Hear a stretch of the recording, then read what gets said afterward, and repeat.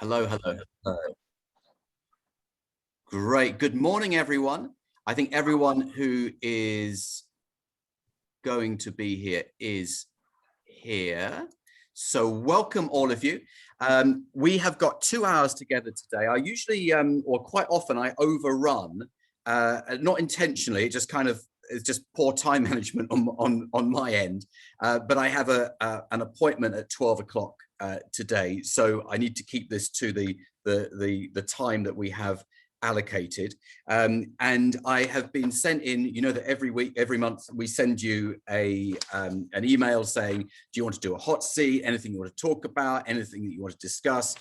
So I've got those people here, and there probably will be time for some sort of ad hoc stuff as well. So I'm always interested to know what you're doing, how I can help you, and anything that you need to know.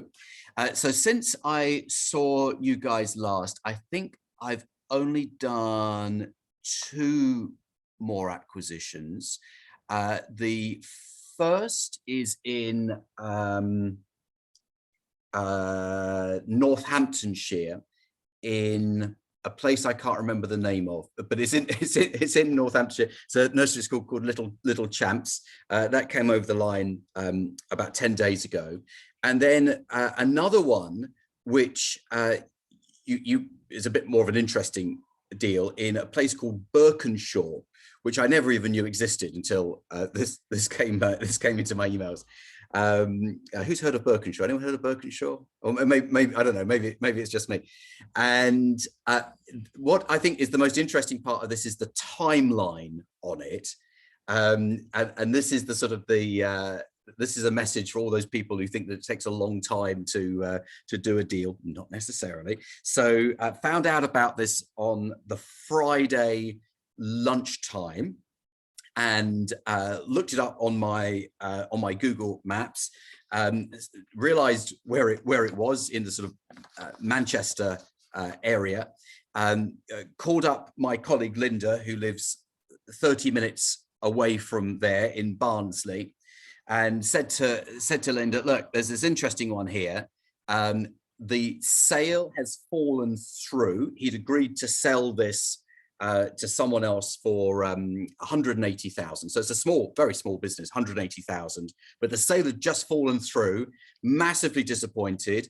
I can't remember now whether he was 72 or 82, but he was an older gentleman. It may even have been 82, actually. Is that possible? I'm not sure. No, possibly 72 sounds more likely, doesn't it? So Linda went to see him that afternoon. So I found out about it about lunchtime, 12 o'clock-ish on the Friday. Linda was over there in the afternoon, and we looked at doing a deal where we'd buy it for 100. So that's quite a big drop down from his 180 that he'd or 190, whatever it was, he'd previously agreed to sell it for earlier that week. Well, no, he didn't just agree to sell it. He had a deal that was happening and then just fell apart for whatever reason. And then Linda went back on the Saturday morning just to do a sort of sense check on it. You know, was this what we thought it was on the Friday? And we agreed to buy it on the Saturday for 50,000, which is like a steal. And over a 3-year period, so 12 and a half on completion, 12 and a half, 12 months, 24 months, 36 months. And because they had funding from the local authority for future provision that they hadn't yet provided, they owed us money. So in effect, the 12,500 was cancelled out, so we didn't have to pay anything on completion. So and we got the keys on that Saturday, and that was without an asset purchase agreement, without a lease. He owns the property. We haven't even got the lease. You know, it's 2 weeks ago. We haven't even got the lease completed on that. So what this goes to show is that if you can form a good, strong relationship with the seller, so clearly he liked us and trusted us in order to give us the keys and say, okay, you start Monday. But more importantly, if you've got a really motivated seller, then that motivated seller will bend over backwards to sell it to you because it is in their interest. Now, here we had a very motivated plus a very disappointed seller, someone who had been let down, and he actually said to us, I can't believe that I'd agreed to sell it for, I think it was 180, and now I'm selling it to you for 50, and you're not actually going to give me anything because I've already got it in the bank from the local authority. So the key to all of this, guys, again and again and again, is if you find that motivated seller, you dictate the terms of the deal. That is the key learning point for that. So hopefully that's been useful. Let me just click a couple of things here. That's better. Oh, that's a lot better. Great. Okay. So hopefully that little anecdote was helpful. And just to let you know, again, what I'm doing over the next few months, we've got 7 months of the, or 6 months, 7 months of the year remaining. And we're going to do another 35 acquisitions during that time. And I've got to say that, yeah, that is pretty full on. So our deal sourcing machine is revving up. So again, just to let you know what we're doing, because it might be useful for you to replicate. We've got a data file for our sector from 3 different places, so 3 different sources. We're going to do what's called a merge and purge. So we get the 3 data files put together, just Excel spreadsheets, and then all the duplicates are taken out. So you're going to have lots and lots of duplicates in there, as you would expect. But we end up with a more complete data file than if we just went to one source. So with that data file, we are going to mail. We don't mail as frequently. We don't mail. Sorry, not frequently. It's more sort of consistently. We don't necessarily have like a date every month that we mail, but in order to reach 35 new acquisitions by the end of the year, we need to do that. So, so slight change in sort of behavior, if you like, where every 4 weeks that entire data file is going to get a letter, and that's probably going to be in the region of 10,000. So 10,000 letters every single month. So if deal sourcing is a weak spot at the moment for you, maybe it's just you're lacking quantity and you're lacking frequency. And when the goal is a big one, then you need to do more volume more frequently. Yeah, if your ambitions are yeah, more modest and maybe more sensible, then you probably don't need to do so much so often. But if you want to do, you know, a huge number by the end of the year, then you've really got to ramp it up. And again, just so you know how it works, all of those responses come back to Maria.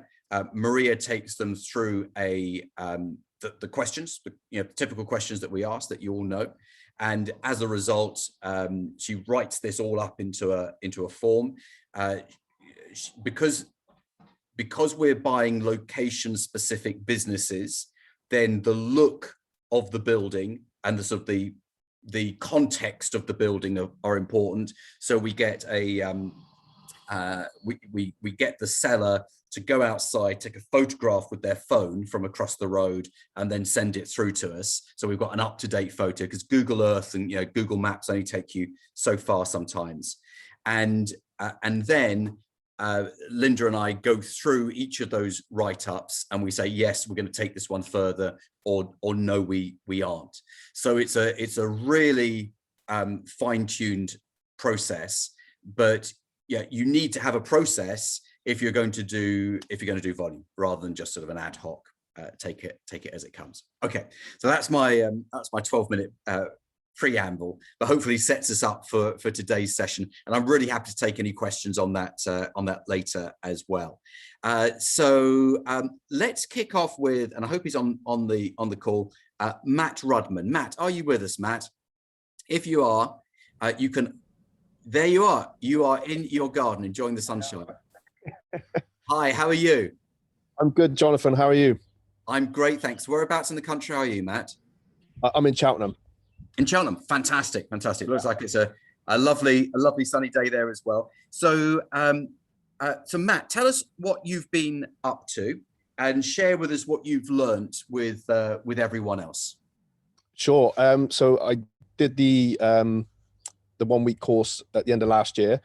I did 250 letters first week of January. Got a few calls back. So I'm looking for I'm in martial arts and fitness. So I look for gyms and setting off to yoga studios and other martial arts places. And then I think after a week, I felt like I wasn't getting enough calls, so I stepped up to 850. So the downside I got is finding things that are close by. So I had to go pretty much UK wide, and then literally for the rest of January and February, I think I was either on the phone or on a Zoom call, which was great. So my deal flow started. So and what do you put the increase in deal flow down to? Definitely sending those letters out. Yeah. So stepping up. So the 250 I did, I think they got a second letter. And as soon as I did that 850, it just went nuts, which was great. So nearly every day I was taking a call. That's really good. So a bit of a loaded question, but if you'd stopped at the 250 and kind of shrugged your shoulders and said, oh, this isn't working for me, you may have missed out. May have done, but I wouldn't have done that. So I was determined. It comes down to the attitude, you see. The positive attitude helps. This is why I come on the mastermind. It was to really ensure. So my goal is to get 6 by end of next year, which I wanted a big goal. Yeah. And I was determined to get the first one. I think that you said on the course is, let's get this first one by June. I was so determined for it.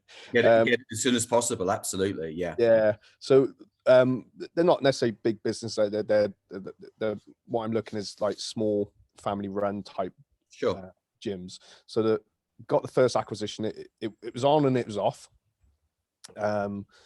It was mostly off because of the landlord wasn't prepared. So basically the lease came to an end, which unfortunately put up the fees a little bit. Yes. It was coming to an end in August. So we got it assigned over. He wouldn't go beyond the 5-year lease. So I did pull out just because of bad experience that I had in my own business. And I kind of thought to myself, well, I think I can turn this. I'm confident I can, take these businesses to 200 to 300K just with my own experience. Yes. So I'm confident with that.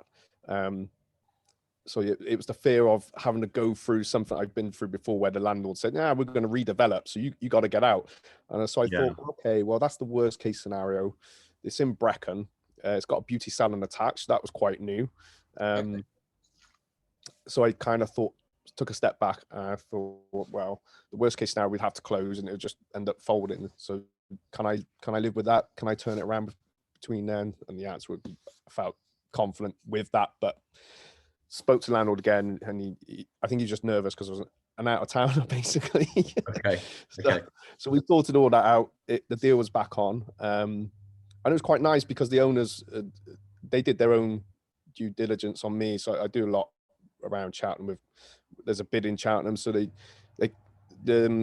think their solicitor was pushing, for more stuff. Literally, I've just used what I had left in the business over the last year, because obviously it has declined because of the climate. Of course. So on the deal, so I'm going a bit back and forth, but on the deal, I think I'd wrote down 36,000.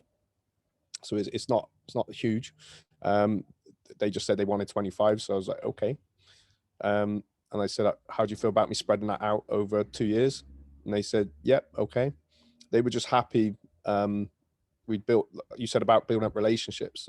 They just wanted it to go to the person they felt was right for them, which was quite nice. Not for my ego, but for my ego at the same time. And then we're just about to complete another one, which I did pull out of. They wanted 27. It's up in Gateshead. That was just my only concern. It's like was up there last week. It's like a 4 or 5 hour drive. Okay. To get there.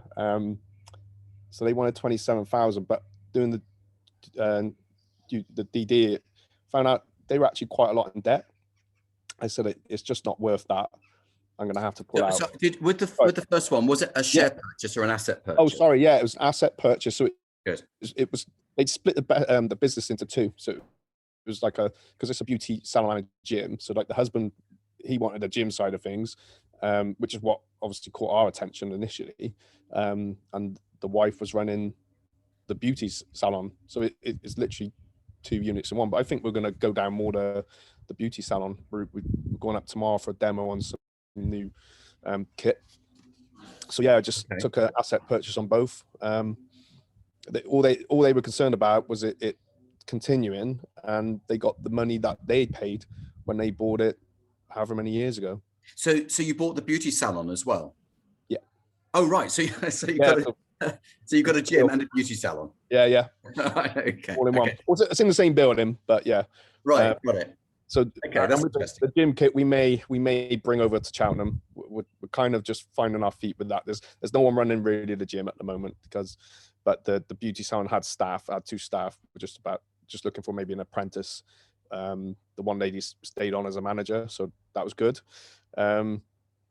With the one that you thought was too far away, something worth considering is when you, because you're absolutely right. When it's 4 or 5 hours away, you think, how am I ever going to keep an eye on this? You want to go and look at your baby occasionally, don't you? I mean, you don't want to be so hands off. You don't know what's going on, but that could sometimes be an opportunity to say, what other ones are for sale? So you do a mailing that's very specific to that area, because if you get another one, then it then qualifies to be large enough to make it interesting and to have a manager in place.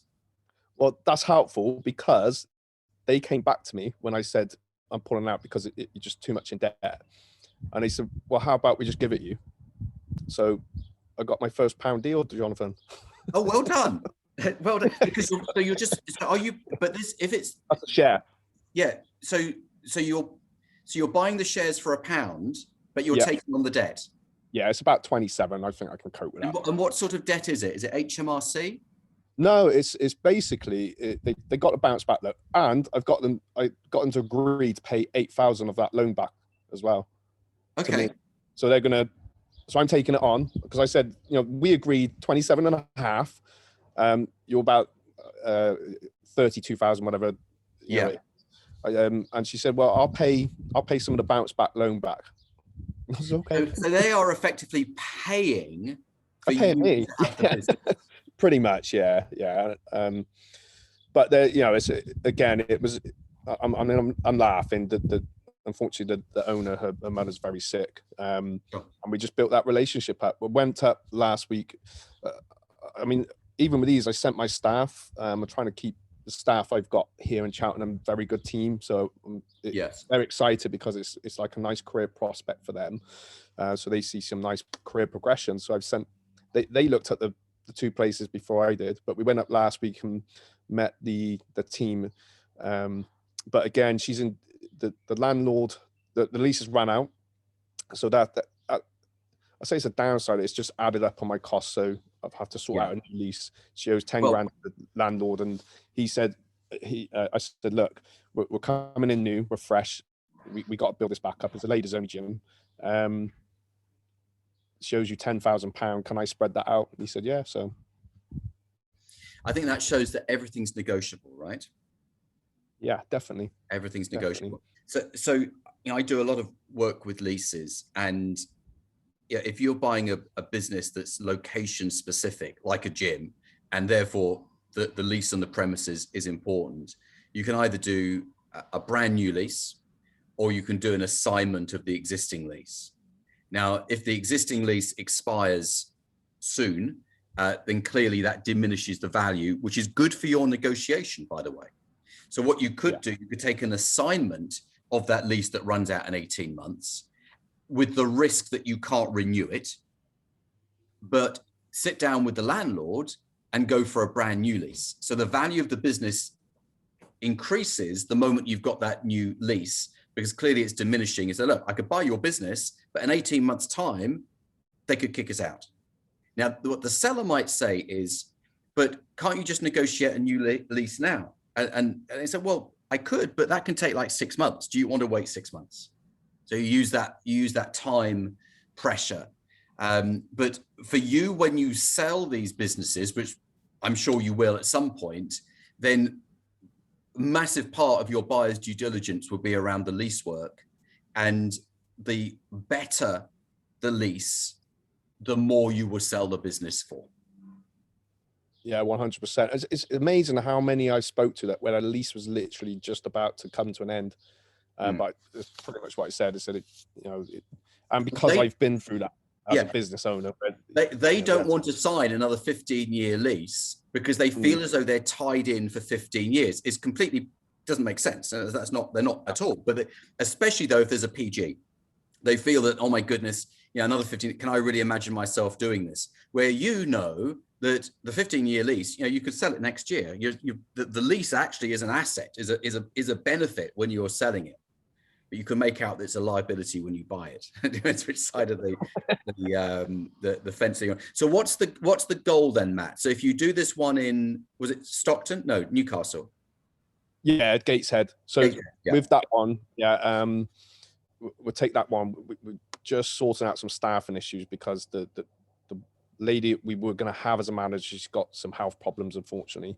So she's pulled out, but meeting the team, it was nice. So I know you can't always tell straight away, but it felt quite very much a mirror of the team that I have right now. So someone's actually stepped forward, said that can I be put up for this? So it's just a question of staff, and once that's done, and that's it. It's all systems fired. And I'm hoping with that one, because it's limited, that I can make use of a recovery loan. And I don't think they took all their grants yet. So that's gonna help. That can be the next one. Yeah. So that company could end up being the funder of the next acquisition. So now that you know that you can do this, Matt, what's the plan? Because you've got over that mental hurdle of, can I do it? Does it work? That's all in the past now. Now what's happening? So the next one, and I think I watched a lot of your videos, probably about 600 times to be fair. So the next one, I want to get the third one. I'm currently talking to someone.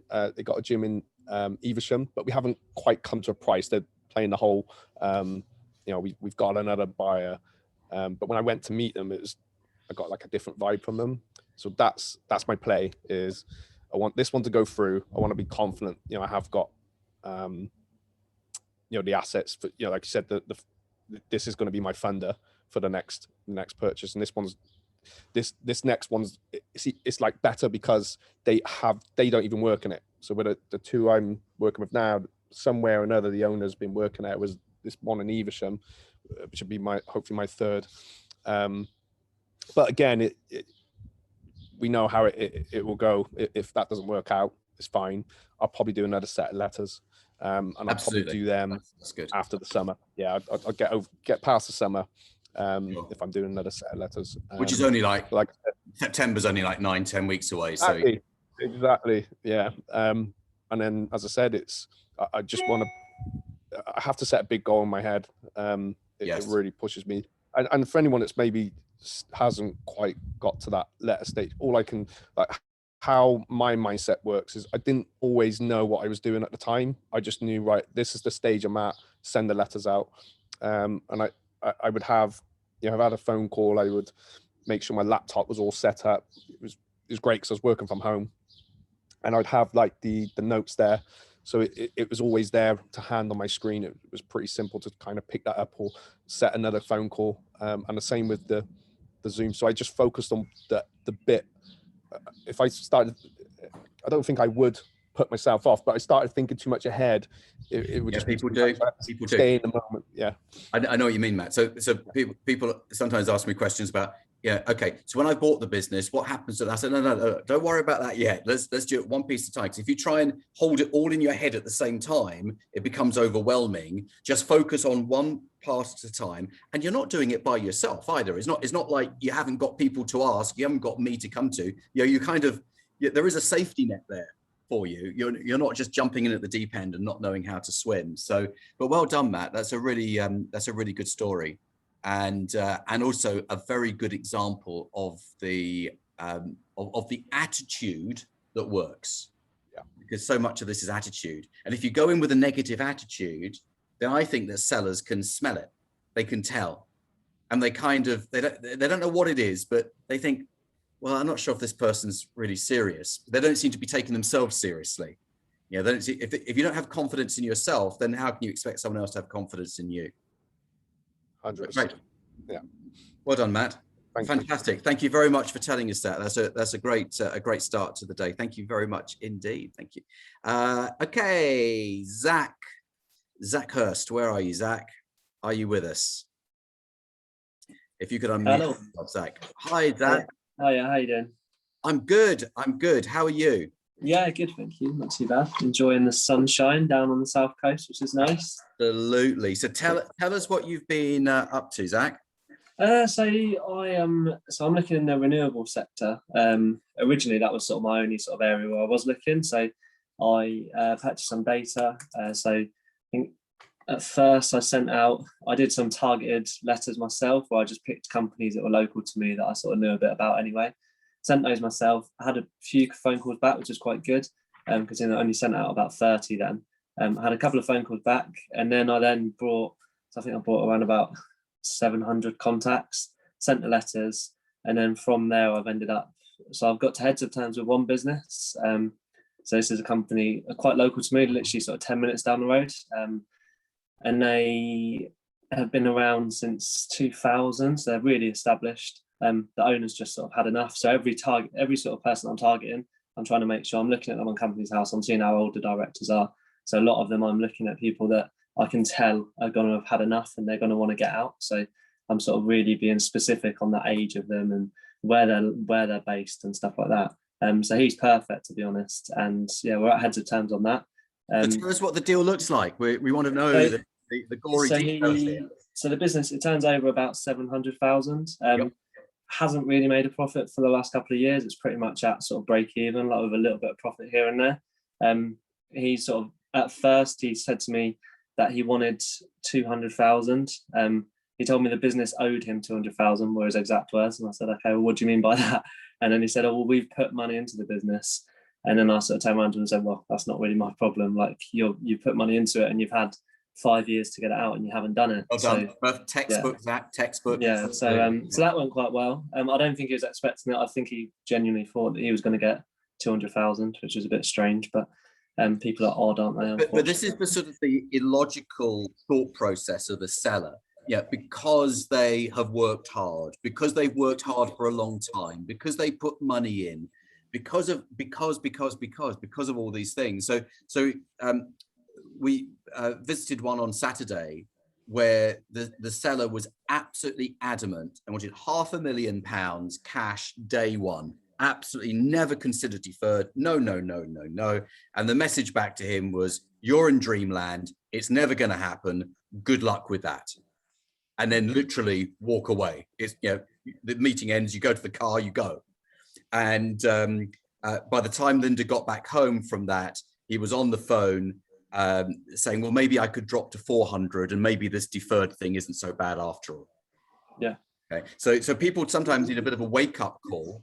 And I think it's your job to tell them what is possible and what's not. So if I'm going to buy this business, we've got to make it possible. And what you're doing is you are making it impossible for me to buy it. Look, do you want to sell it? You've got to make it viable. You've got to allow me to buy it, because if you don't, you'll be owning this in 5 years' time. Do you really want that? Yeah. So you gave him his wake up call. Yeah, I did that, and then in the end, so I've ended up. So I'm paying 20,000, which I've deferred over 4 months, is where we're at the minute. Okay. That at the minute so I'm at the stage where like their books and their accounting is terrible, to be honest. Like everything they do is on an Excel spreadsheet. It's like they're still in the 2000s, unfortunately. So I'm trying to prize that out of them at the minute. So I sort of said that I put the offer to them of 20,000, and then said it would be over 4 months, because obviously then we can just pay 5,000 a month, which is quite easy out of the cash flow from that business. To be honest, I'm not part of me is willing to take a risk on it when it comes to just going ahead and getting it done without doing too much when it comes to looking into the business itself, other than making sure it's not in loads of debt. Because I know the business, I've known it's been around for a long time, and part of me is willing to take a bit of a risk on it. So I'm almost at the stage now where I just want to get it done, because we're sort of agreed the number, and yeah. And Zach, your risk is very, very low. Yeah, You are funding the acquisition out of the cash flow of the company anyway. I mean, so am I right in saying that the first installment you have to fund, or is there going to be enough money in the bank? No, there's money in the bank. Yeah, so there's about 50,000 in the bank. So yeah, so it's got enough money, to be honest, to be able to cash flow it itself. It's just getting the guy. It's a woman and a guy, and their husband and wife. The wife, I'm sort of playing on her quite a lot because she just wants to retire. She's had enough.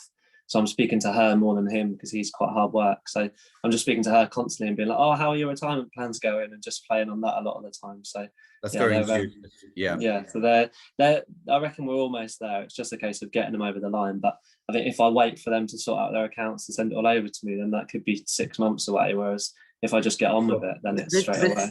This is the thing with smaller businesses, getting any sort of meaningful financial information can be quite difficult. So you just have to make a judgment call. Did you say the business turns over 700? Yeah. If that business was owned by, this is the question to ask yourself. If that business is owned by you, how much profit would it make? Which is roughly 20%. Yeah. 20%. So that business can make 140,000 a year. So really, and the 20 isn't coming out of your own pocket anyway. No. It's just like, let's just do it. Yeah. Now, what you've then got to decide is how much protection you want. Now, if you go to a lawyer, the lawyer will want you to have every protection going because that's their job. Unless you say, look, I'm happy with the risk. It's really no big deal. What is the lightest or the shortest contract you could do for me that would make this legally viable, but without, because the longer the contract, the longer it's going to go backwards and forwards. So I just want something that gets this deal done in the, you know, it can be like a 10-page contract, which is tiny for a share purchase agreement. Now, what I'm about to tell you is not advice, and it's not for the inexperienced, and it's not for the faint-hearted. But to legally transfer the shares from the current owner to you, the new owner, is really just a stock transfer form. Now, so they sign the stock transfer form. I don't even think you need to sign it. They just basically assign the shares over to you. You now own the shares.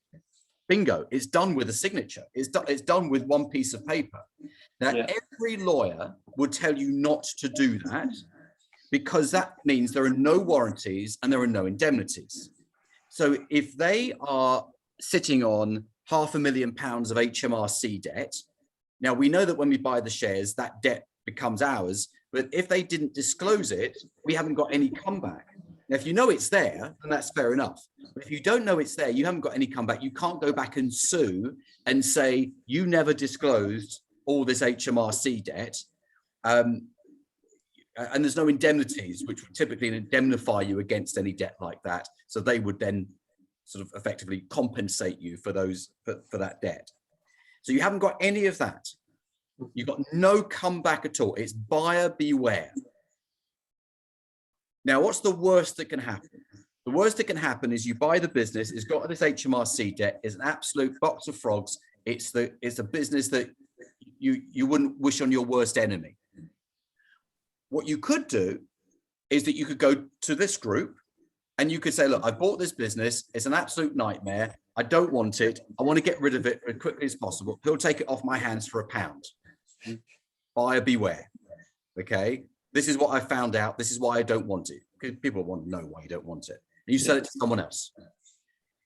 Next step further is that no one wants to buy your mistake. And therefore, you just close it down. you just give it to an insolvency practitioner and close it down. Yeah. So that is the sort of the judgment call that you have to make. Yeah. Yeah. Like I said, I've been thinking about it for the past few days, and I'm pretty much at that point where I'm just going to take a risk on it, I think, to be honest. Because everything's there, the foundations are there. It's just a case of getting the owners out of the door, and then I can then get to work with it, really. So yeah, I think I'm there, to be honest. And typically the value of a business diminishes over time. So if this whole process takes 4 months to buy it, what you're buying in 4 months' time is less than what you first saw 4 months earlier. Yeah. Despite the seller telling you, oh, we're pre-COVID, business is booming. Yeah. Maybe. Yeah. Okay.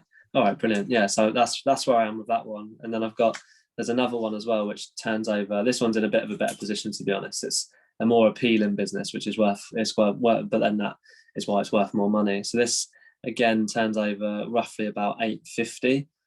But this is making around about a 20-25% profit. So it's in a good position. It's got the right people in the right place already. So it's sort of a bit of a turnkey, other than replacing the director himself.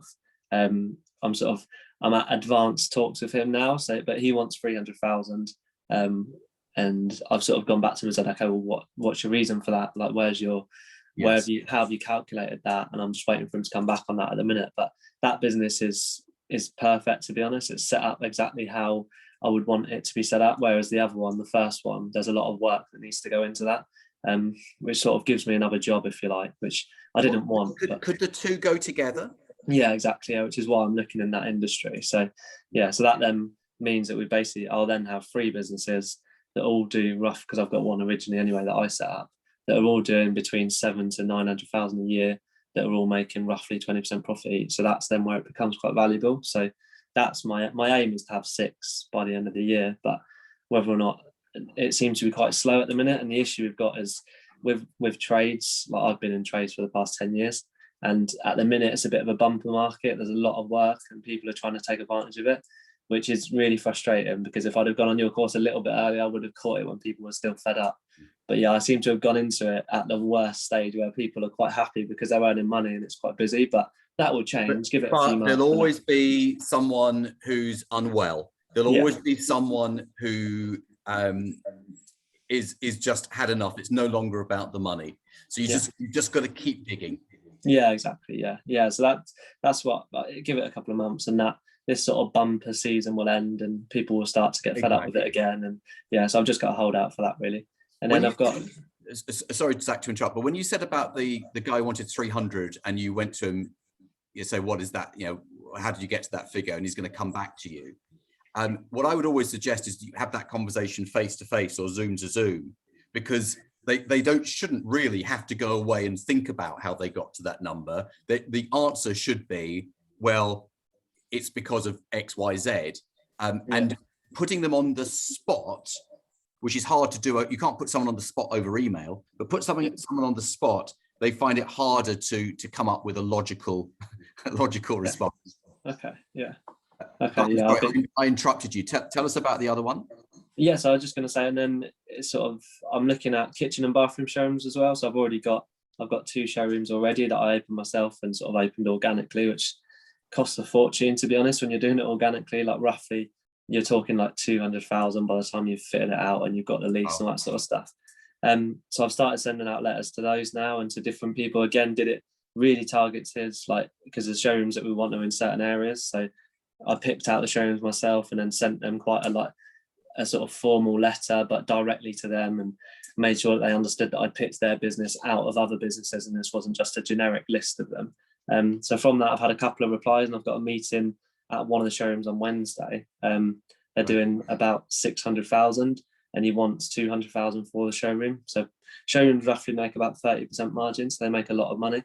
He at the minute is making probably about between sort of 5 and 10%, but he's late 60s, had enough, doesn't want to do it anymore. So like perfect again, like spot on for what I'm looking for, really. Nice one. Yeah. And so you've got lots going on. What do you put it down to? The letters. I've been really targeted with my letters and making sure that people that I'm speaking to are the right type, because I sort of identified after speaking to different data brokers that I could spend a lot of money sending out letters to people that are never going to reply to me. So I made sure that I was very targeted in what I wanted and the people that I wanted to speak to. So that's probably where it's helped me more, because I've spent best part of probably 5 days sitting down, working out exactly who I want to speak to, and then sending the letters myself. And so it takes time, but Yes. obviously, ultimately, it'll be worth it if I'm speaking to the right people. Because what I didn't want to do is spend a week having meetings and conversations with people that they're not right for me, because I'm looking for a specific type of business. And a lot of the time I was finding, when I did send out that bulk sort of set of letters, I was speaking to people, and tradesmen, unfortunately, like, I'm not your stereotypical tradesman, but tradesmen aren't the easiest people to speak to, and they can be very abrupt. So the amount of phone calls I had where it's like, who are you? Why are you sending me a letter? And I was just like, right, brilliant. So after that first time, I was like, I'm not doing that again. I'm just going to go through company's house, find the right company, and then do it that way instead. And that seems to have worked a lot better, to be honest. Sure. Yeah, that's great, Zach. Well done. Yeah, thank you. Yeah, I'll keep you updated. Okay. Yeah. Yeah. Any help with anything, just ask, okay? Yeah, brilliant. We'll do. Cheers, Zach. Thank you. Okay, right. Daniel O'Brien. Daniel's got an interesting one here that could be Hello. all of you. Hi, Daniel. How are you? Very good. How are you? You are in your garden as well. Lots of people. I wish I was. No, I'm in a pub garden. Oh, are you? Right. Okay. I've pulled over.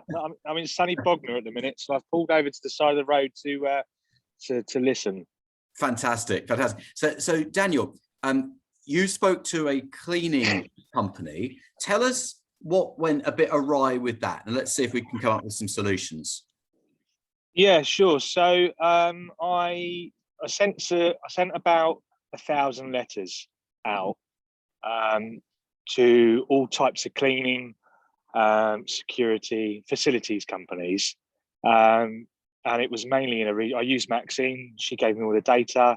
Right. And then because I own an IT company, I just got the guys there just to do a mail merge to one of your letters. And I got a few office staff that just stuffed them and sent them out and franked them. We got one come back quite quickly, which was a cleaning company who wanted to sell. She was really, really motivated. I had the first initial phone call with her, which again was about 35, 40 minutes, about her telling me about how great the company was, and she didn't really need it. She wanted to get out of it, and it just now was the right time really for her to go. So I asked for all the company's house detail, all the books, all of their accounts, a list of assets. I also asked for a list of invoices that are currently due, because we're predominantly based around, our assets in the cleaning industry aren't really the mops and buckets, they're more about the invoices.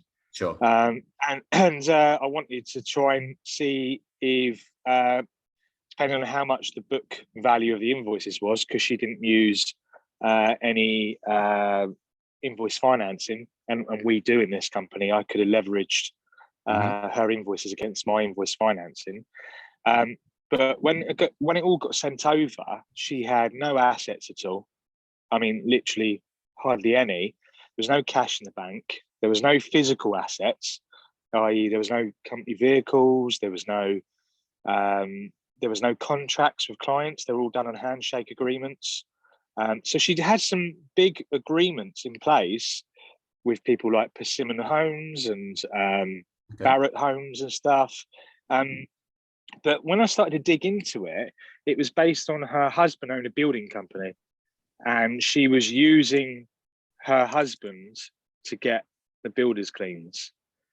And so I decided to walk away from it based on, one, there was no real invoices really due. There was no assets. There was no contracts in place. I'm just out of, because I liked the brand, I wanted the brand. I just said, look, the best I can really do out of this, I'll offer you 500 quid for all the website and the brand and all of that, and I'll just use it as a sort of for the SEO more than anything. Okay. So that's really what happened. So what sort of revenue is she doing? Annual revenue? She was doing roughly about 350,000, roughly. Okay. And presumably she said no to your £500. She just ignored me. Yeah, she ignored me. But I've left it. I've left it for the time being. See what it happens. Because I completely understand if there aren't contracts in place, then yeah, everyone could leave the next day, especially if the relationship's with her husband. But this is an ideal opportunity to do an earn-out structure where you only pay for the business that happens, and if it all falls off a cliff the next day, you pay nothing. Yeah. So it takes away the risk. But if you could wrap 350,000 and maybe do it a lot more professionally, you know, and grow that side of the business, and also have the benefit of the website and the SEO, then you know you could find out what she wants, and you could agree to pay what she wants, but it's paid upon the performance of the business. And then you've got nothing to lose, because if the business performs, then you're okay, and if the business doesn't perform, you're okay as well, because you pay nothing. Yeah. So I just didn't want to get into a position where I was paying for something that could, like you said, or walk out the door the next day. Well, then it has to be that earn-out, because that will then give you the ability to flex the payments according to, you know, because having Persimmon and Barratt as clients could open doors to more. And also just having the website and the new leads. Obviously, you don't pay for any of the new business that comes in. You just pay based upon the existing business. Yeah, sure. And I'm not, you know, it's your decision, but there may be an opportunity to go back to her with something that's more interesting. Did she tell you what she wanted for it? Did she ever indicate? No, she did. I asked her, so I followed your exact initial phone call script, the questions and answers. And I said to one of the questions I said was, what would you want from this if it was going to happen today? And I think she thought I meant, well, how much do you want? And she goes, oh, I just want what I put into it. And I said, well, how much did you put into it? I don't really know. I just want what we put into it. But when I then went back and questioned her, because she had no assets, I said, well, what have you put into it? Because you've got no assets. There's no vans. There's nothing. There's no lease. It's all done from home. There's buckets and mops don't cost anything. So I did say in the email when I wrote back to her, because she wouldn't take the call, which I said that, you know, it wasn't worth much, is that I did offer the husband, because that's really who I wanted to make a relationship with, that if he was to refer us to jobs, then there could be a sales commission or a kickback or commission or something like that, which would just get us in for the very first job in with Persimmons and Barratt's, and then I don't need him then after that, because I've already I can build the relationship from there. So I did include that as well. So here's a question, Danny. A commercial cleaning business selling over 350. What's that worth to you? My cleaning company's turning over, well, my facilities company's turning over about 3.5 million in total. So it would add 10% to your turnover. Knowing what you know about the sector, what does 350,000 of revenue translate into profit? So what would it be worth to you in pounds and about 19-20%. So you know, about 19-20%. So maybe 70,000 a year based on what it's doing now. I would have that figure in mind, and I'd say, look, let's sit down again. What is it that you're looking for? You've got to tell me. I can't guess what you want. You've got to tell me what you want. And if she says anything less than 70,000, you're kind of quids in and say, okay. But the thing is, you don't have any contracts, and it's all based upon your customers, the relationship with your husband. So we need to structure this in such a way that means I don't buy it, and the next day your husband says, oh, don't do business with that guy. I know he would never do that, but I don't want to be left with a problem here. So I'm happy to pay you your XXX, but this is how we're going to do it. It's going to be tied to the revenue per month of the business. And if these clients all fall by the wayside, then obviously that has an impact on what we pay you. But if they stick, then you'll get what you want. There you go. You're happy. We're happy. Shall we do it? Yeah, absolutely. And I know it's a small Okay, one yeah. compared to what you've got, but it's great practice. And then it maybe creates a model for other acquisitions. So the next time you do it, next time you're in that situation, you think, well, this is how I did it last time. What did I learn from that? Maybe I could do it better, or just replicate what I did last time, do it again. To be honest with you, when I had the initial call, I think I knew it was a bit of a dead end anyway, but I carried on and pursued it and went through everything with her and spent some time on it because, again, like I said, I wanted to practice. Yes. I have done some no money down deals before with my IT company. I bought that using the cash in the business. Right. I bought a security company doing the same, and I bought a pub as well doing the same. Well done. So I know I can do it, but Yes. it's just with the cleaning industry, it's a bit different because you tend to find a lot of them are they're manager operators. So the directors in the business are also the managers. Yes, of course. So you're targeting sort of higher turnover ones, really the ones you want.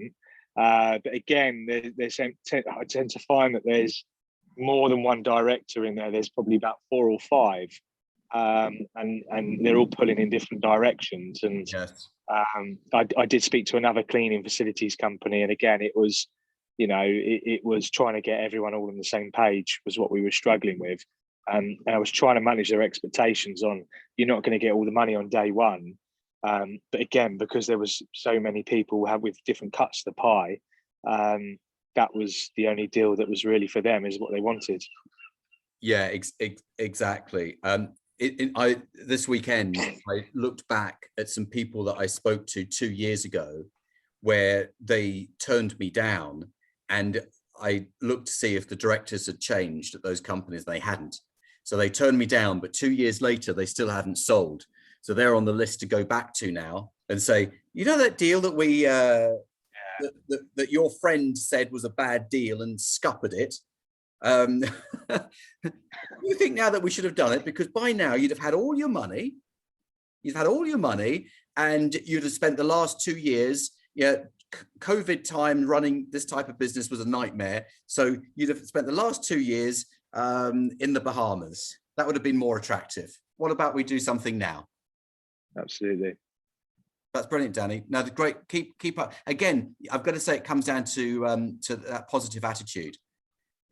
You've got that in bucket loads. Well, everyone can do it. You just got to apply the methods and get on with it. Stop finding reasons for not to do it. Stop finding the excuses. Yeah, good stuff. Great, Danny. Thank you very much indeed. Right. Thank you. Thanks a lot. Right.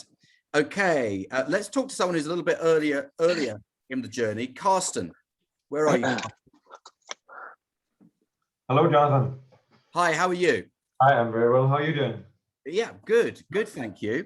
So, you sent in a message about what you've been up to. Then you sent an update. Yes, I did. So tell us about the original message, and then tell us the update. Yeah, sorry. After our initial call, I immediately got the details for Maxine from Maria, and went on to her, and she was very good at helping me with how do we do this with getting a database that's actually going to be worth what I want to do. Yes. And I decided to go for gardening landscaping companies. Okay. And she gave me a list of almost 900 companies, which we then sent letters out to. That was 10 days ago, Friday the 4th of June. We sent letters out to all these companies. I used, Maxine had contacts as well to a company who could do the printing and send it out. And she actually managed for these ones, over 90% of them, she managed to get the name of the of the owner or the at least Yes. two. So we were actually able to address it straight to the owners, which I think is was a great thing as well. And of course, then I was sitting very impatiently waiting at the phone for this whole week. And by the time I gave Maria an update here on Friday, I still not had a single contact from anyone. But then, how did you feel at that point, Carsten? Yeah, just very, very impatient. You're sitting there waiting, but and of course you're sitting there thinking, am I doing this right? Am I looking at a wrong sector am I? What's going on here? But of course, yeah, okay, it's COVID times. The mailman, he doesn't run as fast as they otherwise would. So of course you have to expect, okay, maybe they only got the letters by Tuesday, Wednesday, maybe even Thursday. And this was Friday, wasn't it, that you were feeling this That's way? right. Because you already here. I had my papers ready, my first call questionnaire. It's already here, so we're just waiting for the phone to ring here, right? But then, so nothing, as I said, had happened by around noontime on Friday. But very late Friday evening, suddenly I got 2 emails coming in. Thank you for your letter. We are considering that maybe this could be something for us. We would like to know a little more about you. So, great. I sent them an email back and said, how about we have a call on Monday around noontime, after this one, obviously, to get this over first. And say, okay, then in that case, I appreciate you want to know more about what we are about, and how about we have a chat, and I can tell you what you want to know, and we can see if we want to take this further. Okay. That was one of them. The other one, it was more or less the same he said, but he also said your timing was almost perfect. We have just signed up with a broker, so good and bad news in one in one sentence here. So definitely they're motivated to sell, you can say. So let's think about this. If he's just signed up with a broker, the broker's put a figure in his head to that's probably a lot bigger than the business is worth. It's very unusual for the broker to say a number that is fair. And actually, just for your interest, I just digress for 1 second on this. A broker said to me last week, "Look, Jonathan, let me know what you want to pay, and I'll convince them." Isn't that terrible? They're being paid a fee by the seller to get the best price, and they're saying, "Just tell me what you want. I'll get it for you." And she said, "And then we can all make some money." It's terrible. It's terrible, isn't it, really? I mean, it's kind of helpful if you're the buyer, right? But if you're selling, that's just that you do not want your broker to be sort of giving a nudge, wink, wink to the buyer. But anyway, so they've got a number in their head because they've just listed with a broker. The broker's probably told them there's a queue of people out of the door. So unfortunately, in some ways, that diminishes their desire to do a deal with you, because the broker said, "Oh yeah, you're going to get all the money, and it's going to be." But what you want to do before they tell you how much the broker listed the business for, or told them they would list the business for, you want to, and of course they've paid the broker money. Usually they paid the broker money. But they kind of they want to see what they're going to get for their money first before they ignore the broker. You want to jump in there with a, you know what? First of all, ask who the broker is. Doesn't really matter what the response is. Whatever they say, those guys. Well, we immediately halve whatever they say. Whatever it is, we just halve it. As though, you hear it all the time, we just halve it. But you need to do that before they've told you what the figure is. Otherwise, they think that you're playing a game on the figure. So you need to get that in so early. So when you said that the first one asked you to tell them a little bit more about you, what is the response that you're going to give? Now is the chance for you to road test it before your 12 o'clock phone call. Yes, actually, I haven't made my introduction here, because the background is I have my own company. We're doing services within logistics, within transport, and I'm going for something here which is not my main business. I can't tell them that I've been doing gardening for the last 20 years. What I can tell them is that I started my own business 20 years ago. And I know what it takes. I know what it takes to build a business and to drive a business forward. That I fully understand, because these ones here I can see from Companies House. These guys started these companies, so I can try to build a rapport right there and say, I know what that's about, and well done. You've carried this one on for 14 years. That's pretty solid. I've seen your website. It seems you have a good thing going here. In what I do in my business, it's all about giving good services to your clients. That's what it's all about. And I can see that's the same you're doing in your business here. So that's where I have a track record of having built my own company. I know Okay. what that is about, and I'm now looking at how to use that experience in another sector, another related sector. I've been working with perishables in my own company here, and of course, yeah, trees and plants are perishables as well. Not that that's directly related, but yeah, I understand. And again, it's about giving a service. We are not selling shoes here. We actually we're helping people getting the best out of their gardens, their patios, or their green Okay. spaces. And it's something that I have come to have a great interest in, and that I feel would be very, very a sector I really want to work Okay. with. So Carsten, why did you write to me? Why my company? Why did you write to me? Yeah, okay. Thank you for asking that question. You're buying time. You're Why buying exactly? time here. Well, because I have, yeah, I don't know if I should say this, but here we go. Yeah, because I've been looking at what companies are out there who are involved in gardening landscaping and who already have a track record. And I've found out that you are one of those companies. Yeah, that's not a bad answer. So I would say, look, you're not the only company that I've written to.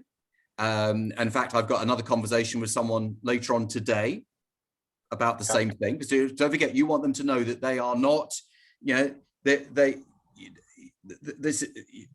don't want them to think that you desperately want to buy theirs and that they are the only one.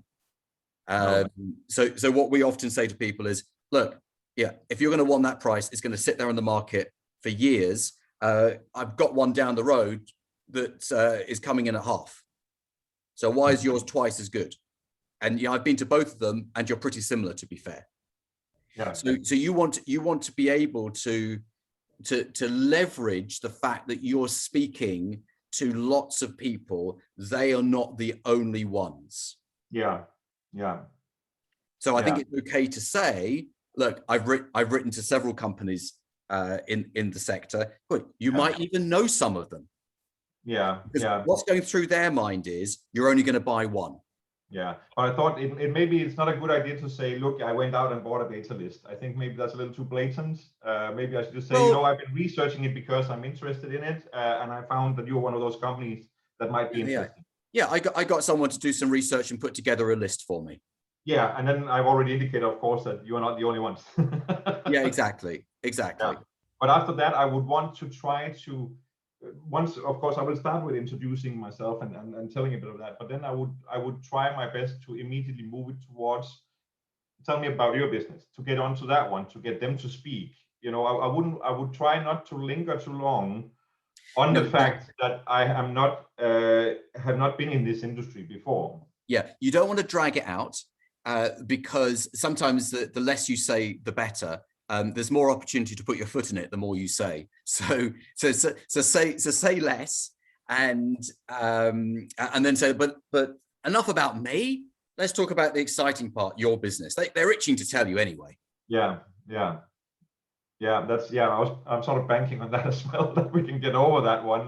But the thing is, you do not have to explain yourself. No. All you have to do is have to have a sensible reason, because if you think about it, if someone approached you about buying your business, you'd be curious about them, wouldn't you? Of course. So it's not an objection. It's not an objection that needs to be overcome. It's just a pretty straightforward, curious question that needs an answer. It doesn't have to be an amazing answer. You just need to be able to answer it.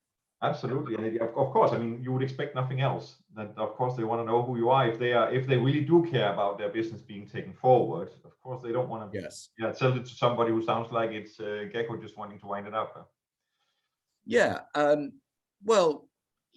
think that this safe pair of hands phrase is actually a good one, because particularly people who started the business from scratch, they do have. They do care about who buys it. I think it's next week, or no, maybe even this Thursday, actually. This Thursday's podcast is an interview with a guy called Neville Wright, who sold his business to Morrison's, the retailer, for, I think it was 71 million, cash on day one, I hasten to add. in 2011, and it was just basically one shop and one website. But Morrison's wanted the online ordering capability, which they were a little bit behind the curve on in 2011. They subsequently messed the entire business up, and it was sold to a turnaround specialist for 2 million. So, which just goes to show that even the big companies can get it wrong.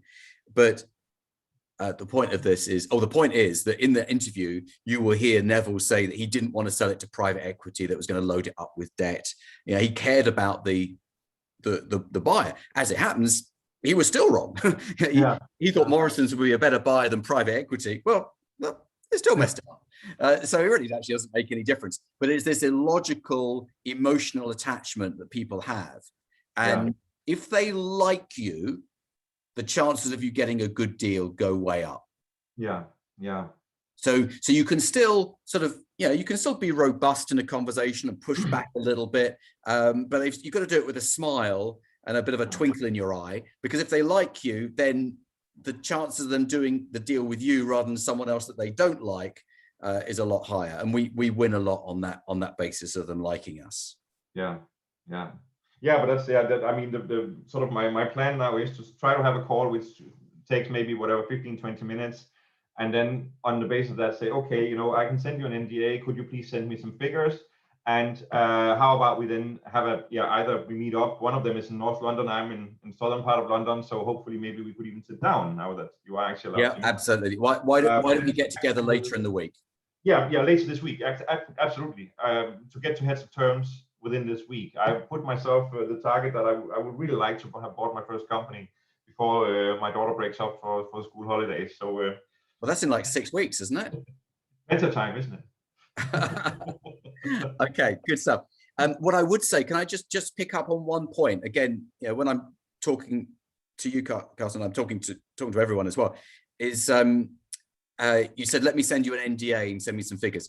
I would not be volunteering that, because some people freak out at anything that looks remotely legal and they have to take it to their solicitor. And believe me, you've just wasted 2 weeks of your future. Maybe Jonathan, maybe I misunderstood then, because you at some point you mentioned something about that when it comes to the non-disclosure agreement, that it's better that it is me that brings it up. Yes, it is. Yes. No, not necessarily. So what we're trying to do here is we're trying to create a process with as few friction points as possible, and I would only mention it if they go for it first. So if they say, well, I'm not really sure about sending you this sort of confidential information, say, oh, don't worry, I've got an NDA, I can pop it over to you right now. Okay. But I wouldn't be volunteering it. I wouldn't initially volunteer it because it may not be necessary. Okay, got it. Yeah. I hardly ever find it necessary to do one. Usually either the very small companies want an NDA or the larger companies. The ones in the middle don't seem to be really that bothered. Okay. Robert, thanks for that. Because okay. So I will just ask them then to send me some figures, some whatever they have, and then we can talk in 3 days. Let's try to meet by Thursday. Chances are they won't be able to get those to you by the time you have your meeting, but still do the meeting. Do the meeting, because if you wait for a full set of figures, you could be waiting 6 months. But try to say to them, okay, can you send what can you send me? Can you send me your last management account? Can you send me a few what have you got that you could send me just to help me get a sense of the business? Exactly. Try to get something. But it might be with these ones here. It's of course, I mean, they're so small. They only do the abbreviated accounts on Companies House. You don't really know how well they're doing. Well, they're VAT registered. They're VAT registered, I guess. So VAT returns are really helpful. And they're typically sitting in people's email accounts. So it's not like I have to go and get it. At some point, they've signed off the VAT return. So they usually have that sitting in their emails. Corporation tax returns, they have to go to their accountant. Forget getting that by Thursday. Sets of full accounts, they probably have a copy somewhere, but their accountant definitely has. You're not going to get that by Thursday. No. Yeah. Okay. The sunnier the weather, the less likely you are to get anything fast. So people just go on a go slow, don't they? So, but VAT returns, say, look, can you just go into your emails and find your last 4 VAT returns and pop those over to me? So that would give me a really good sense of the, because that will show you the amount per quarter of VATable sales, and it will show you the amount per quarter of VATable expenses, which is most of them. So, so that would give you a really good sense of it. But great, good luck with that, Carsten. Really well done. You. And again, you got a smile in your face. It's the positive. It's, If you go in with a positive expectation, you're way more likely to get what you want than if you go in with a negative expectation. Yeah. No, I've been busting ever since Friday evening when those ones started coming in. Then yes, can't wait for Monday now. Well done. That's the spirit. No, that's really good. Thanks for that, Carsten. Much appreciated. Let's move to Jason Holland. Jason, are you with us, Jason? I can see you up there, but I can't see your video. Yeah, I'm on. Hi, how are you, Jason? I'm fine, thanks. Been listening. It's really good to hear everybody. Yeah, it sets a sort of a bit of a benchmark, doesn't it? When you hear what other people are doing, sometimes you think, well, maybe I'm making it too difficult for myself. I'm making it more complicated than it needs to be, and it's motivational, isn't it? So tell us what you've been up to, Jason. I've been juggling this since the Zoom with other commitments. I'm having to juggle this with the live consulting assignment, which takes up quite a bit of my time, but that's fine. So this is really good structure to take away excuses for not actually quite doing that final step to switch the processes. So you know something, sometimes we get really good at making excuses for ourselves. We become masters of excuse making, and sessions like this kind of blow those excuses away, don't they? Yeah. So yeah, I've first thing to do is to pick my sectors really. Again, if a weakness of my own that I'm well aware of that I try and deal with regularly is that I can overthink things too much sometimes, and but at least I can catch myself now and go back. So I initially went all in via Maxine, the data broker, and I was looking at 3 areas that I've got experience in, and one that interested me. One was manufacturing, big industry, very diverse. Engineering consulting, site services. So again, contracting there. That's quite a big industry, and then architectural practices. Yes, mainly because I've sort of interfaced quite a lot over my career with architects of various types. So talking with the Maxine, she was really good. So we started looking at a list, and I took your advice from the Zoom really, and to start local, mainly because the manufacturing side is immense, can be immense. Yeah, and really, I can apply myself anywhere, I think, but in a technical arena. So I was using your spreadsheet and to stay local, that advice to cast a net and see what comes back. Yeah, I'm interested in anything that needs sorting out, fixing, growing. I get interested in any of that. So it doesn't matter what the exact context was, but I decided to focus in on manufacturing and just park. Although Maxine got me the local list for architectural type practices, and also for engineering consulting contractors, I've parked those and just stayed with manufacturing. And I did decide then to go. I went out for 1,600 actually. That's how big. Okay. I live in the Midlands, so a bit of an industrial base there. So I did weed out a few of the sectors. We need to do a little bit of work on what Maxine sent through, because there's some obvious targets there that were one-man bands and things like that, and didn't really fit, I didn't think, what I wanted to do. So I chopped them out, and I was left with 1,600. So I went out last Friday for 1,600. So Friday just gone. Yeah, that was my target. I thought, oh yeah, I'll get a bit busy with other stuff, but no, I've got to turn up Monday, having at least sent them out. So well done. Yeah, it's good to use this call as a yeah. 1600. Did you use a mailing house to do that? Or did you- 1600, yeah. One that Maxine introduced me to, which funny enough was in the Midlands, but in Birmingham, but that doesn't matter where they are. So that's good. So I'm where Carson is now. I'm just sat there waiting for all the calls. Come on. So Well, Friday good. evening, I should get a couple of emails, hopefully, at the latest. Absolutely. And you've had a conversation, I believe, with another business as well. Yeah. It's just again, you said, I think in one of your the course, stay away from family. Yeah, that was a comment you made. It was a passing comment. So I've got some. They're not close relations, but we're related, and they've got a business that's been up for sale for a couple of years. And they well, at least the older part of the family wants to get out, and that's where the funding is. So there's an opportunity there, perhaps, to help them achieve what they want to do, but also get into an area that I think's got scope for long-term growth, consolidation, perhaps, and it's totally different to what I'm used to doing. It's dog kenneling or cattery, Okay. people's pets, kennels, catteries. Yeah. And they've had that business for a little while. So I did start to think, well, I know them well enough that I can start to try out some of your methods. So it's a bit like, no, seriously, I would go and work with them and help them see if I could get in there with them. And I think there is scope to actually, one of the problems they've got is they've got property tied up within it that they sort of live in, that's on site. Yeah.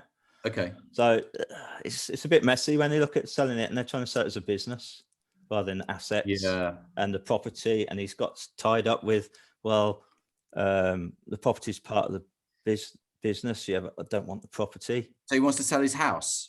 But yeah, it's part of the So you buy the kennels and you get a house along with it. Yeah, but I think that's probably common. I bet that's common when you look across that sector. That's how people have built up these businesses. So this idea that you well, the method that you've described about saying, well, we'll lease that off you because we need some offices and we need to have somebody that manages it, has to stay on site, so they have to sleep somewhere or accommodate them somewhere. Right. So it's like, well, lease the property and then sell the lease. Well, you need to explain to people that the property is their pension. And if they lease it to you, then they own the property, they still own the property, plus they get income. Where if they sell the property, they get cash, but cash gets spent and there'll be nothing left at some point. Sometimes the more you've got, the more you spend, right? So the leasing option is the best one for them, and probably for you if you don't really want to own a residential house as part of this. Yeah, so I don't know. It's just a loose initial conversation to start the practice. It's good practice, exactly. I'm conscious that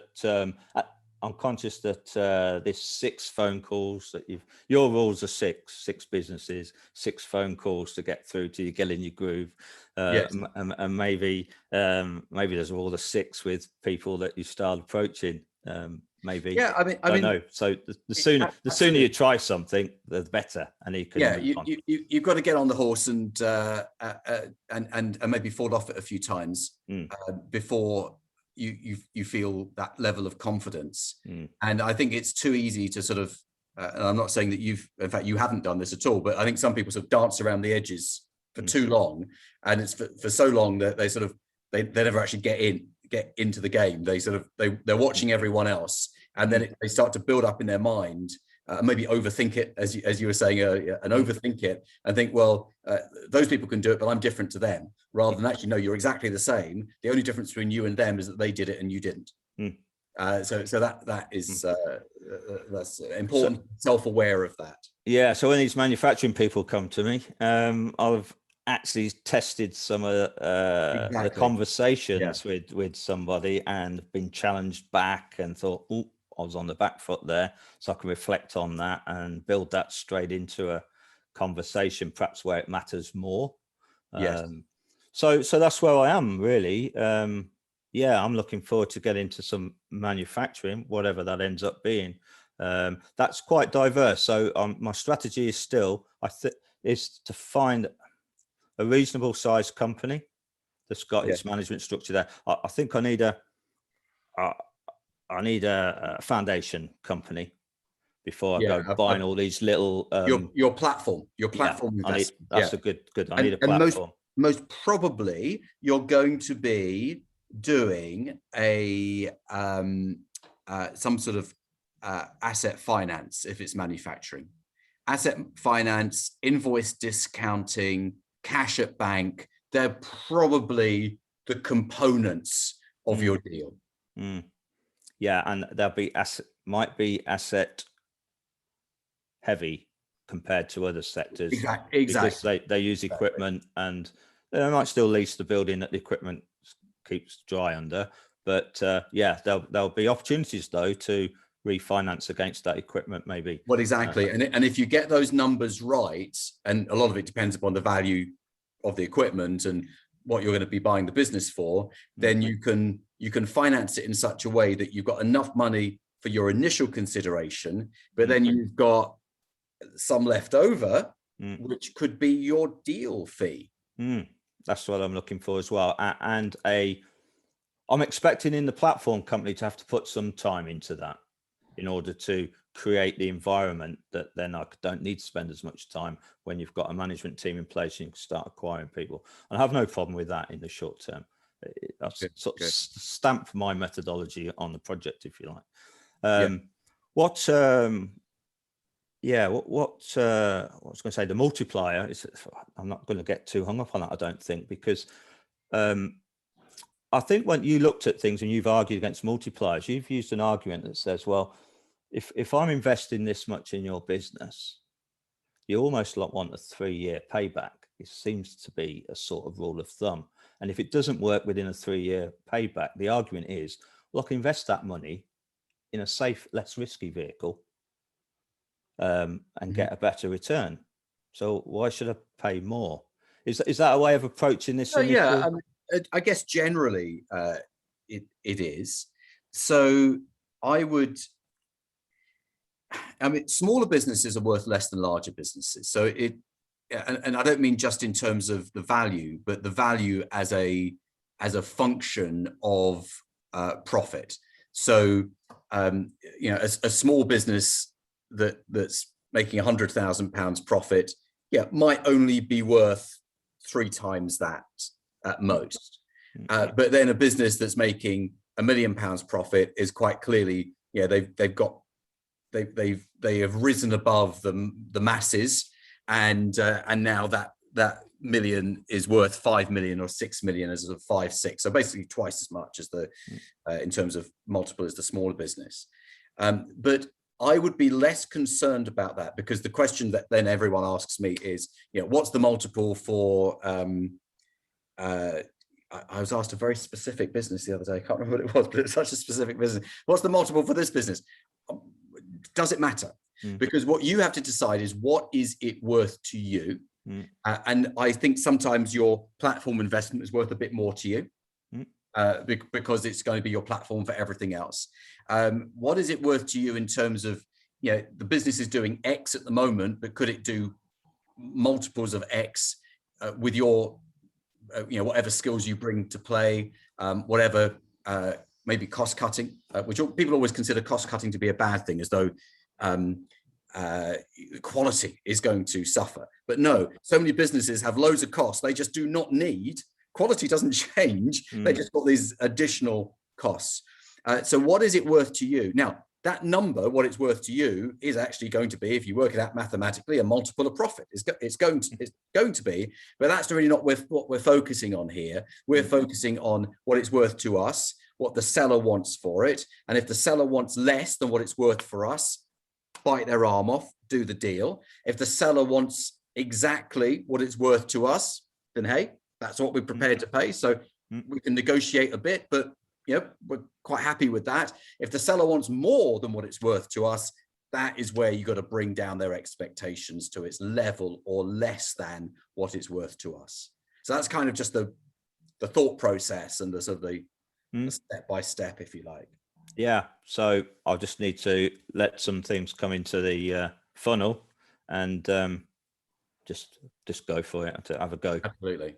Absolutely. Get the first deal over the line, and then that gives you so much credibility for number 2, number 3, number 4, and so forth. It gives you an infrastructure where smaller businesses that you may have ignored before, you might think, well, look, okay, it's a small 3-person business. One person's going to leave when I buy it, but it's located 5 miles down the road from this other one that I've got. I can pop that into there.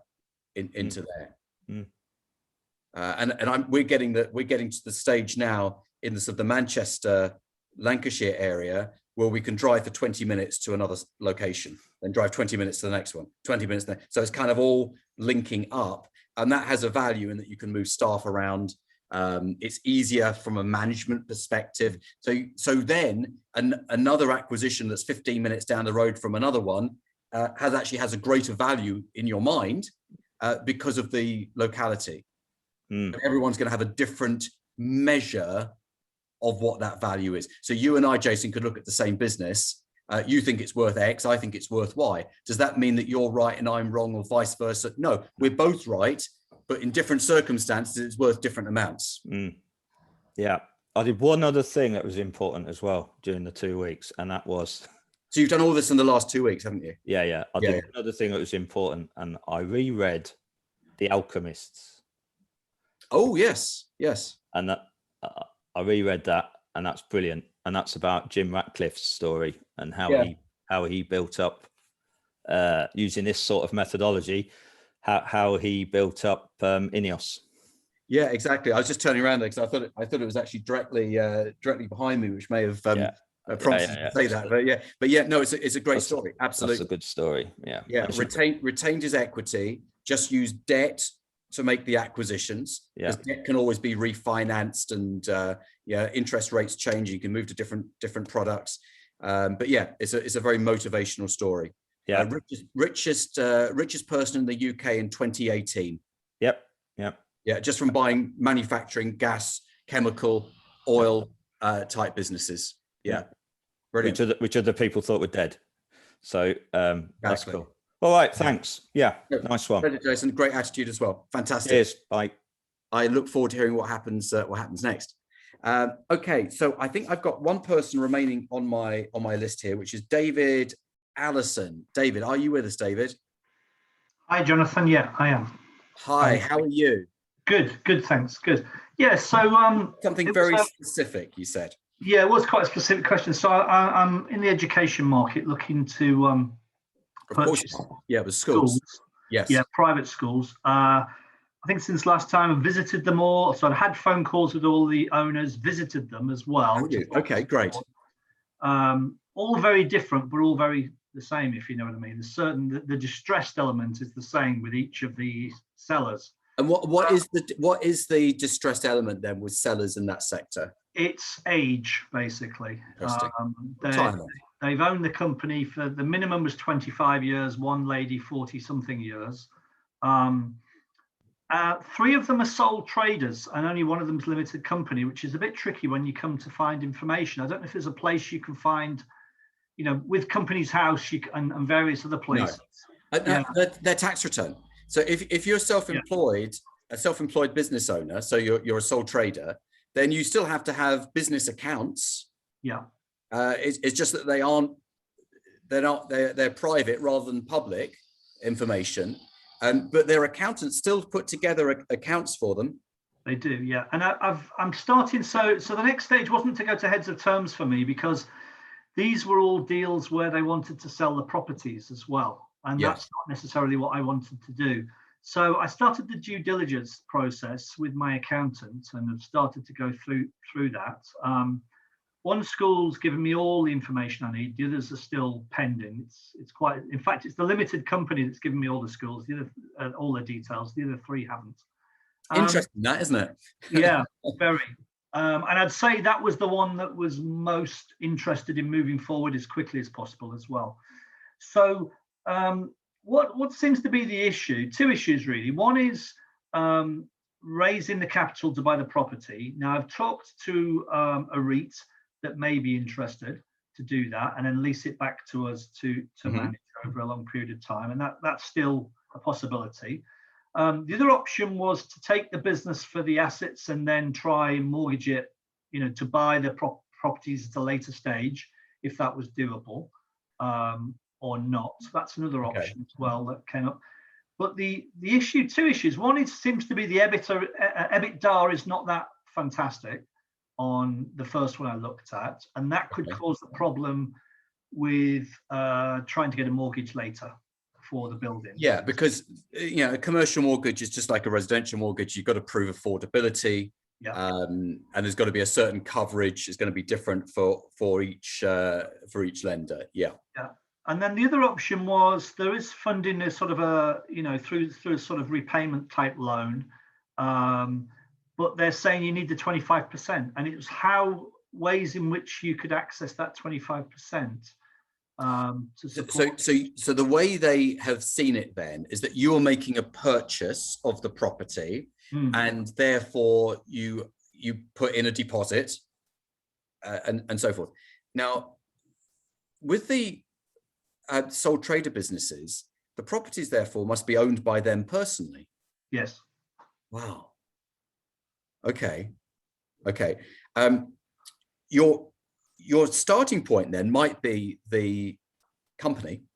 Interesting that they are also the most efficient at getting you the information, and also seem to be the keenest, he said, I think. Yeah. So is the property owned by the company in that case? No, it seems to be owned by the owner, who then leases it back to the company, which is a way in which he can take money out of the company. Okay. All right. So that's that kind of scuppers that approach. And do you don't want to own the properties though, do you? Not particularly, So why don't you just find someone to buy the property? Well, that's what I'm looking at. Yeah. But what some of the people are saying is they're worried that the profits aren't sufficient to pay back that loan over time. Okay. Well, either they are or they aren't. Yeah. That's the thing. And if they aren't, they aren't. And maybe in this case, then you need to say to the sellers, we need to lease the property with an option to buy it, maybe in the next 3 years. Yeah. Because no one is going to be able to buy that property with the low EBITDA of the business as it is currently. So this isn't me being awkward. This is just what you're going to encounter with everyone. So therefore, we need to lease that property from you at a commercial rate, but we need to lease the property from you. Maybe we want the first 6 months rent free, something like that. Yeah. And that's worth trying every single time. Yeah. And then we can build up the business to allow the business to support the acquisition of the property. Now, if we don't do that, your fallback plan is you sell the property to someone else. You just go to an estate agent and they sell the property, and we are the tenant for the property investor who buys the property. Yeah, that's an interesting idea, just to do it that way, straightforward. Because that will get you, if there's half a dozen schools that you could buy, why don't you lease them initially, option to buy, and then you have the businesses that you want, without being held up, because any sort of property purchase is going to take months. It really will. You'll be lucky if it's this side of Christmas, really. Yeah, and what I'd say is these schools have all been for sale for at least 1 or 2 years, and I think a bit longer in 1 or 2 cases. You say, look, I figured it out. I know what the problem is. No one can buy this business and with the property because of this problem. There's not enough profit to support them. But this is the way to do it. So if you want to do it, this is the way to do it. Or you could use what I was saying earlier to someone else about the property is your pension. Why would you want to sell us your pension pot? Yeah. And as the property value goes up over the next decade, then you can refinance the property and take money out that way if you wanted to. Yeah. This is you saying it to them.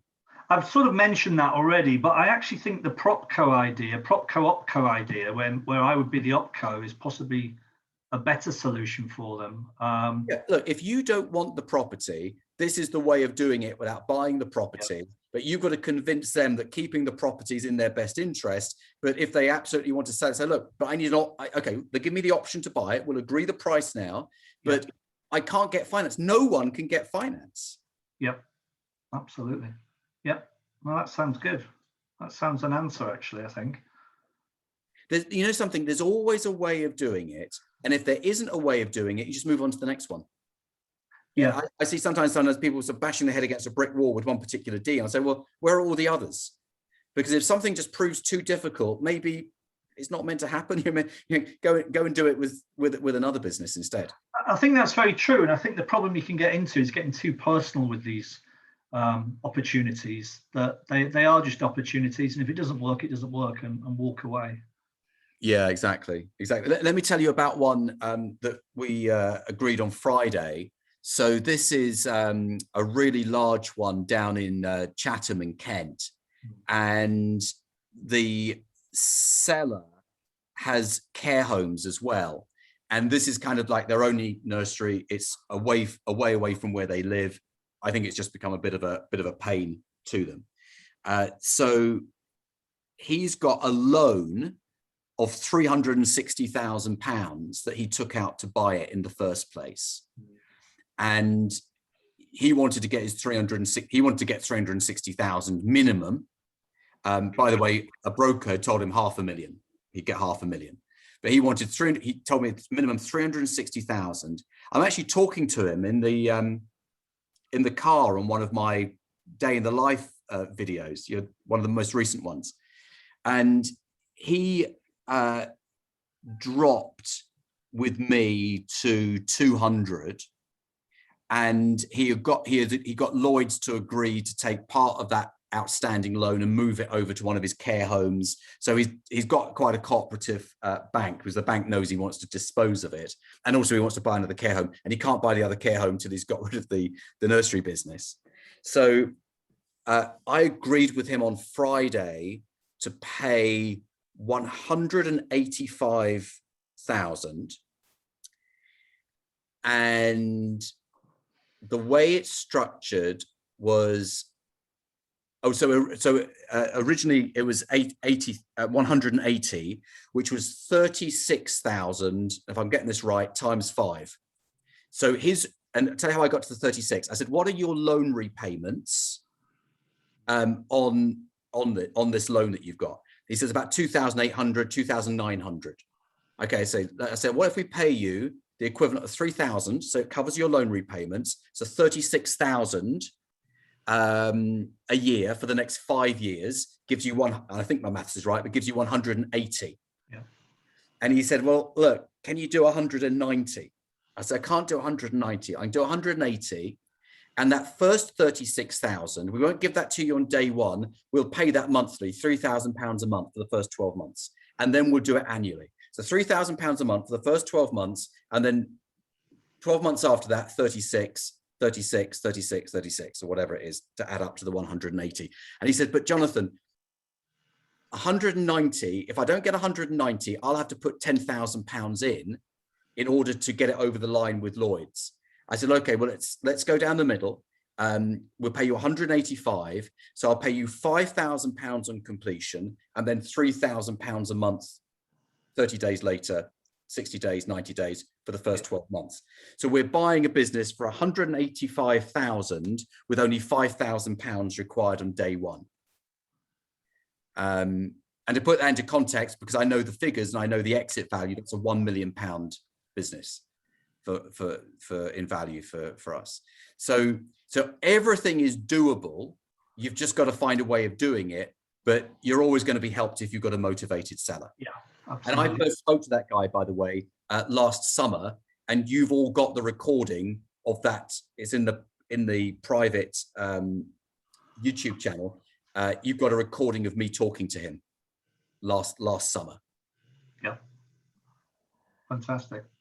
And I haven't actually gone back and listened to that recording again, because I never do. But if I did go back, it'd be quite interesting actually for now to find out what he did want back then and how rigid he was, and now how we've able to get the deal for basically £5,000 down. Yeah. I'm so sorry to butt in, Jonathan and David, but basically, as well as doing this, we've got some property companies, and one of those would be really interested in at least walking you through this. And do you know, if it actually can't be done, then I'm happy to write you like a quick report just explaining why, and you can always put that under the nose of the people and you know, have an external person confirm that if you haven't already done that. But if it can be done, that might be something we'd be really interested. So I can give you my number or email or whatever you need. Yeah, I tell you what, guys, that sounds like a great offer, David. Yeah. Just connect in the LinkedIn group. Perfect. Yep. Great. Thanks, Joshua. Brilliant. That's No great. problem. So Right, look, there's a couple of solutions for you already. Yeah. Well, maybe I'll come back in a year's time and I'll get them for 1/10 of the price. That's the aim. I love it when people come back after a long period, because clearly they haven't been able to do a deal. And even if they're the tough guys on the phone, but look, you're coming back to me because you haven't been able to sell. Yeah. And that's where you can really. Well, in fairness to the oldest seller, she's 82 and she said she needs the money now because she's not sure how much longer she's got to spend Oh it. dear. Oh dear. There you go. Okay. Oh dear. Well, it's a bit of an uncomfortable conversation, but you might want to explain, look, that if something dreadful happens, of course we don't want that to happen, but if something did, then the payments that we would make would go into your estate, so your beneficiaries would benefit. Exactly. Yeah. It doesn't kind of stop because you've passed away. Yeah. Okay. Thank Great, you. David. No problem at all. No problem at all. Right. So I have covered, as I always do, exactly everyone on here, but we've got 15 minutes. So has anyone got something they would like to add? I can see Alison. Hi, Alison. Let me unmute you. Can you unmute yourself? I think you can. Yep, there we go. Hi, Alison. How are you? I'm very good, thank you. Very good. Good. We're still zooming away. Well, we're not zooming away. The biggest one that we've had at going to legals is still at legals because their solicitors being ridiculously unhelpful. Yes. But we've done more letters out. We've got another one that's just come into the pipeline. So at the moment we've got 4 on the board that we're working on. And actually, one of the guys earlier on today, when you were talking about just do it with the risk bit, was it Zach? I've got one where we've been waiting 2.5 months for the accountant, and I'm just thinking, let's swap it to an asset sale, earn out. Exactly. And whatever. Exactly. Yep. And and sometimes, the smaller the business, and when I say small, I mean like sub 1 million revenue, you just don't get the level of professionalism that you would with a larger business. So it's kind of evaluating what is the risk, what's the worst thing can happen, and then just going for it. Yeah. Okay. We'll do that this weekend. Great. Again, great attitudes as always. Love it. Brilliant. Thanks very much. And I think I've got the other Alison as well. Hi, Alison. Yeah, hi. How are you? I'm okay, thanks.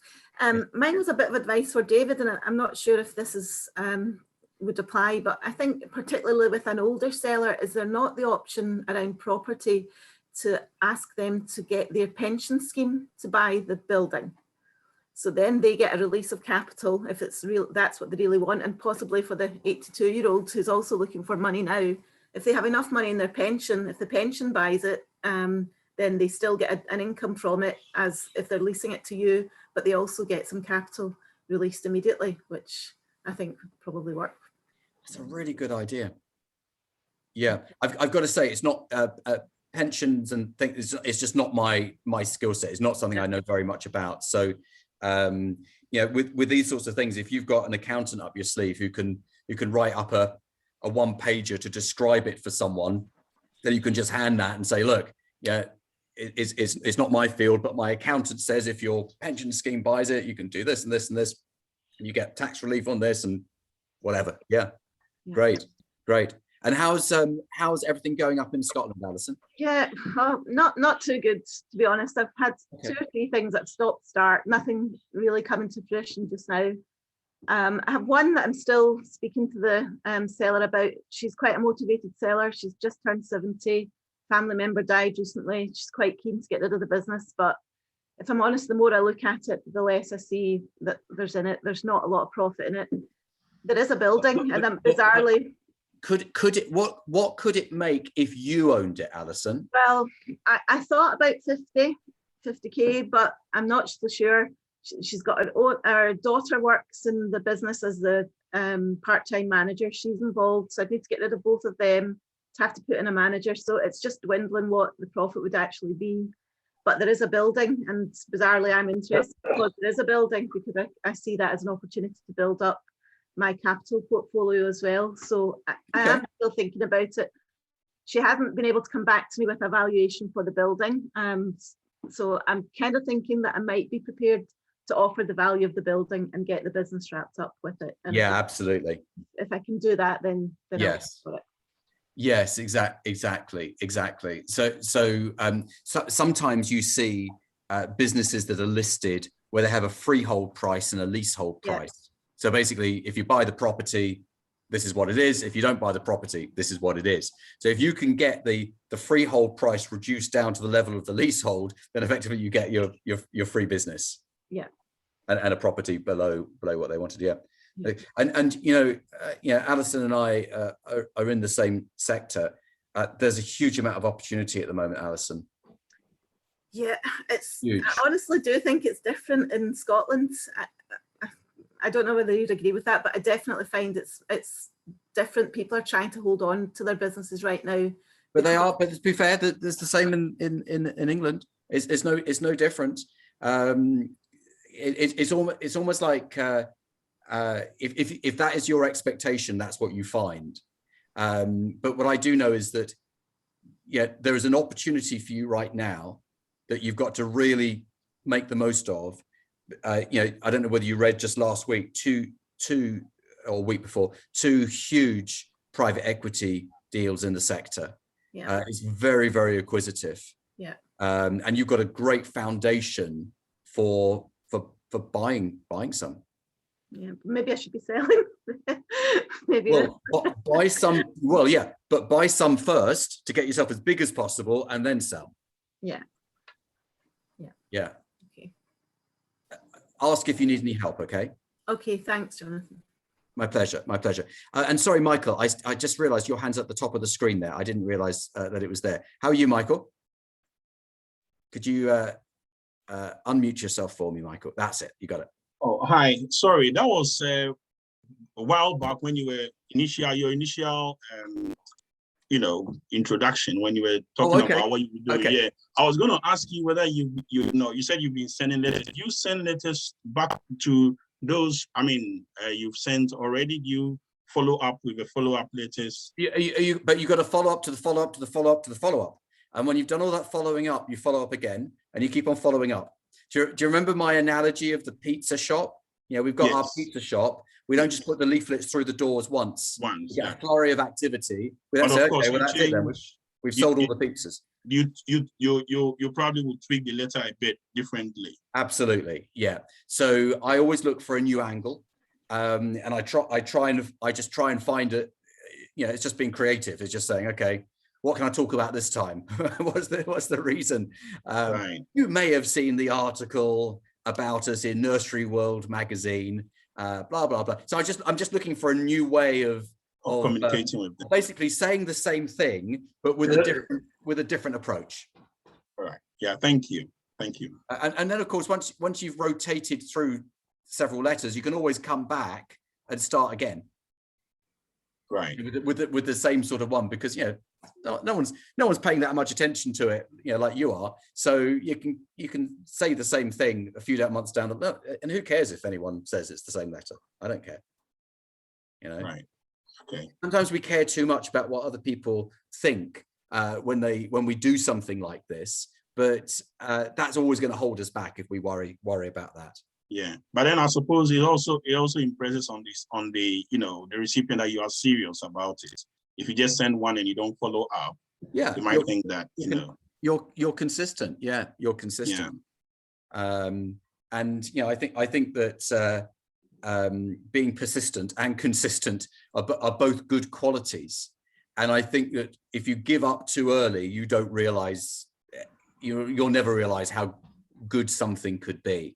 Yeah. And yeah, so there's a guy who's bought some businesses in my sector, and I met him a couple of years back, and he came to the office, and very young guy. He's like 20, 23, that, yeah, young guy. And yeah, he was quite clearly very much at the beginning of the journey, and he was, you know, he wasn't quite as sort of polished as you would be if you've been doing it a little bit longer or had a bit more experience. And I'm embarrassed to say that I kind of dismissed, you know, I was dismissive, you know, I was polite, and we had our chat for 30 minutes, and I kind of then thought afterwards, you know, what was that all about? You know, how did that happen? How did that get put in my diary? And I think actually I'll put it in a diary myself. But now he's bought 6. So yeah, and he has been, and he was living at home. He was living with his parents. A recent graduate living with his parents, but he just kept on at it.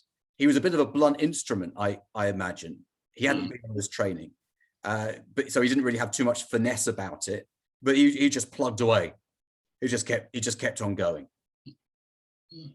Right. Yeah. And yeah, he's doing great. Right. So thanks for that. Yeah. I just thought I would just get your confirmation, because I mean, sometimes the first year letter they might receive at a time where they're not even ready to sell. So things change down the line. You know, they might receive it, you know, 2 months down the line, and then they would have had a change of exactly. So, yeah. We've all been there. We wake up one Monday morning and it's a problem after problem after problem. You think, oh goodness me, why am I even doing this? I don't enjoy this anymore. And that's it's all about timing. You never know what someone's thinking when your letter arrives. So therefore, you know, the more times you get in contact with them, the more times you get in contact with them, the more more likely you are. Someone's unmuted themselves. Yeah. The more you get in touch with someone, the more chances you are that is the moment that you connect. Yeah. Brilliant, Michael. Thanks very much. And just very finally, in our last 6 minutes, Nathan, where are you, Nathan? Hello. Good morning, Hi, how everybody. are you? Morning, Jonathan. Morning, everybody. Good morning. Yeah, very well, thanks. Thanks for all your help and support and guidance on it. And these meetings really help as well in just keeping us motivated. And Yes. like you say, just keep moving everything along. We sent out about 1,700 letters, and I'd say we have about 40 companies in our pipeline. And so we're targeting a range of things in kitchen, bathroom, bedroom type sector. And what's come out of that is we've come across some really good cabinet making companies, but also kitchen, bathroom retailers, which isn't something that I initially thought that we would look at.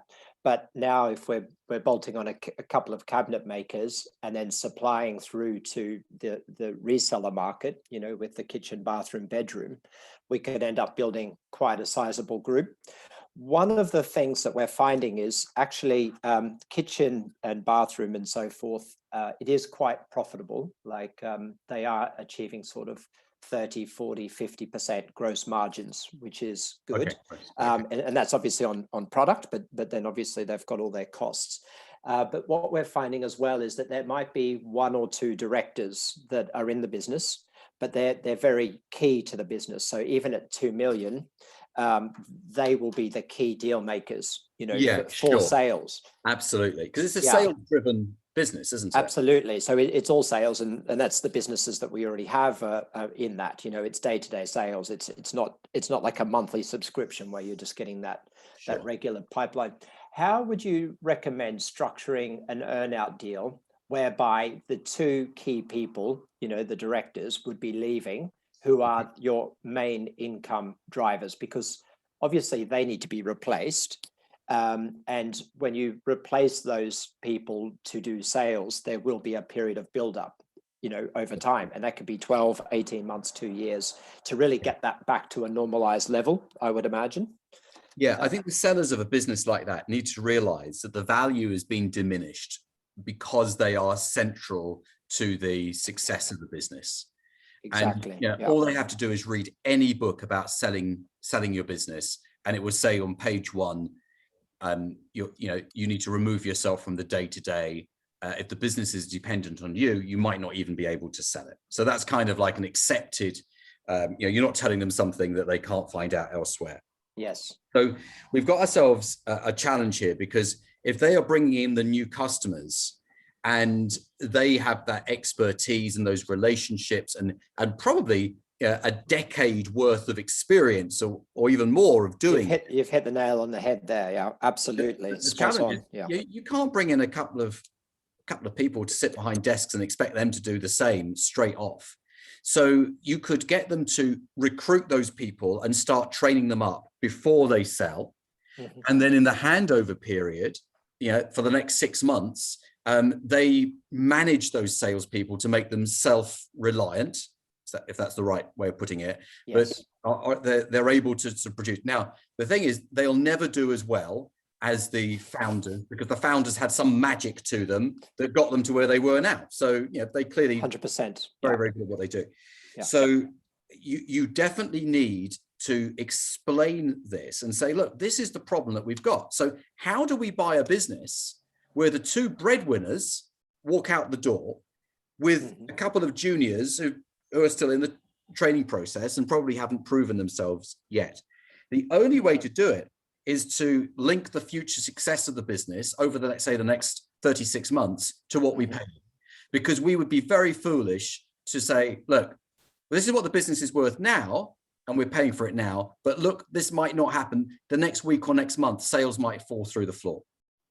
Yes. So I would put it back to them to help you, assist you in coming up with a solution. So instead of you presenting it to them and them accepting it or rejecting it, you actually get your heads together and you kind of you workshop it. You say, okay, let's write down all the things that we could do to make this work, so that you get what you want, which is a retirement. We get the business, but we're not sort of left with a white elephant because all the sales walk out the door with you. Yeah, no, absolutely. We have one business where they're earning about, consistently for the last 10 years at least, they've consistently earned around or just over 2 million a year in sales. Margins have been really great, and they've been paying themselves and it's a partnership, it's not a company, so that must be an old school thing that people did at once upon a time. There may be tax advantages in that type of business to sort of Yeah, but they're both paying themselves 300k a year. So sorry, when you say it's a partnership, you mean it's a sole trader partnership? It's a limited partnership. LLP. Oh, an LLP. Okay. Yeah. Yeah, there's a tax. Yes. Is there? Okay, I didn't. Yeah, and I wouldn't have thought that would be necessarily the best way to have the setup at the moment. But anyway, and so they're paying themselves quite a considerable sum. So we know we can make a saving on what they're earning and bring in good people for that, and still make a saving there. And then the rest may make up, part of that loss of income, that these guys have brought to the table. But I like the fact that we can do an earn out over time based on the future success. Yeah, it has to be, because the business is so dependent upon those people. By selling it, the magic might just walk out the door. Yeah. So flatter them with that. Now they'll try and tell you, oh, absolutely not. It's not like that at all. We've already thought of that. We've got someone that we've recruited. So, okay, you need to show me that their sales are the equivalent as yours, and you're not having any input at all. And of course, that's really going to be quite hard for them to do. No, and we already put that to them. They, they were kind of trying to say, oh, well, our team run the whole thing. And then I put it back and said, well, what are you and your partner doing every day? And then he said, oh, well, yeah, we're selling. So he kind of, He answered his. At least they answered honestly. They didn't try. He did, yeah. They're very nice guys. So that's just one example. But we are coming up against, you know, this same issue each time, and I know what sales are like, and what salespeople are like, and unless, you know, they've built up over time and they've got some good time within the business, then you're not going with to your get that existing realization. business. Do you have a sales team there? We do, yeah. Maybe it's a way of you know, you're not going to tell this to the sellers, but maybe your fallback position is you've got your existing sales team that you already trust and already sort of have proven themselves, that you plug the sales of this new business into the sales process, into your existing. I think we would be doing all of that, but I think my feeling is, I think that these guys in most cases would need to spend at least 12 months to 2 years, like, by the business for them to stay in it, and you know, to do that training and do that relevant handover. I think no one wants to do that, but that is going to be necessary.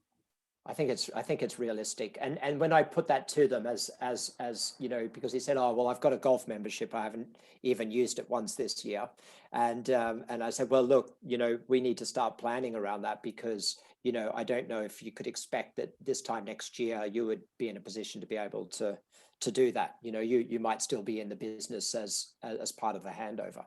So so I was sort of setting that expectation with him.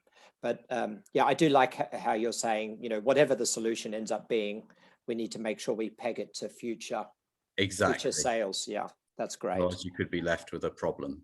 Yeah, excellent. Okay, no problem. And then in terms of that transition between having discussions, getting the paperwork through and everything like that. So we've you know, we're assessing the EBITDA and you know, the balance sheets and looking at their debt, if any. How do you move from that to the heads of terms? What's your advice in terms of that jump? So heads of terms comes first. So basically it's just this is what we're buying.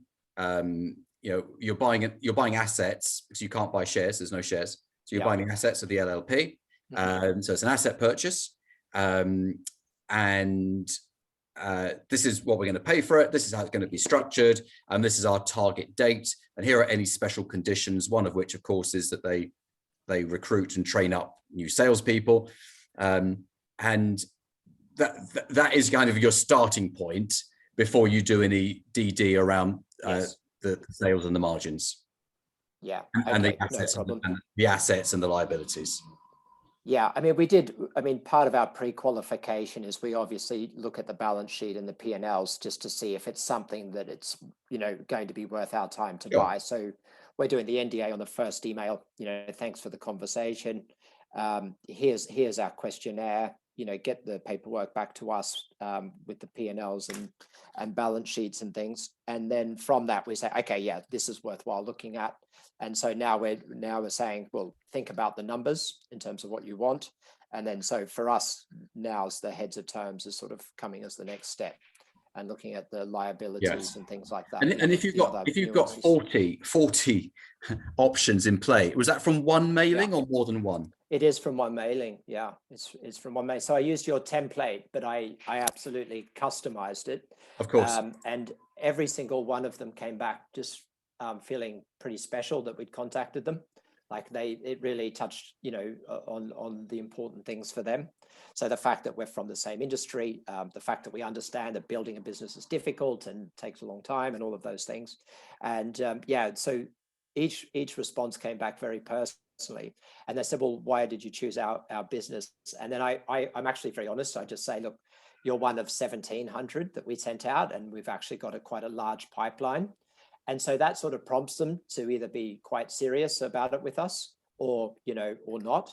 So we have been able to, I think we got a lot more responses, but we were able to, you know, there's a lot of people that sort of come back saying, oh, we've looked into you and we can't see how you could afford us, and things like, you know, all of that. I always find that such a, they don't intend to be insulting, but it is actually quite insulting. Yeah, but I appreciate they're trying to be pre-qualifying. There's like, you know, can you afford to buy us, and should we be entering? And I tell you what, you're spent. I mean, you know, a little bit down the line, in 3-4 months' time, you say, well, that's obviously a matter for discussion, but we just bought this company, we've got this one, and we've got 3 others at heads of terms.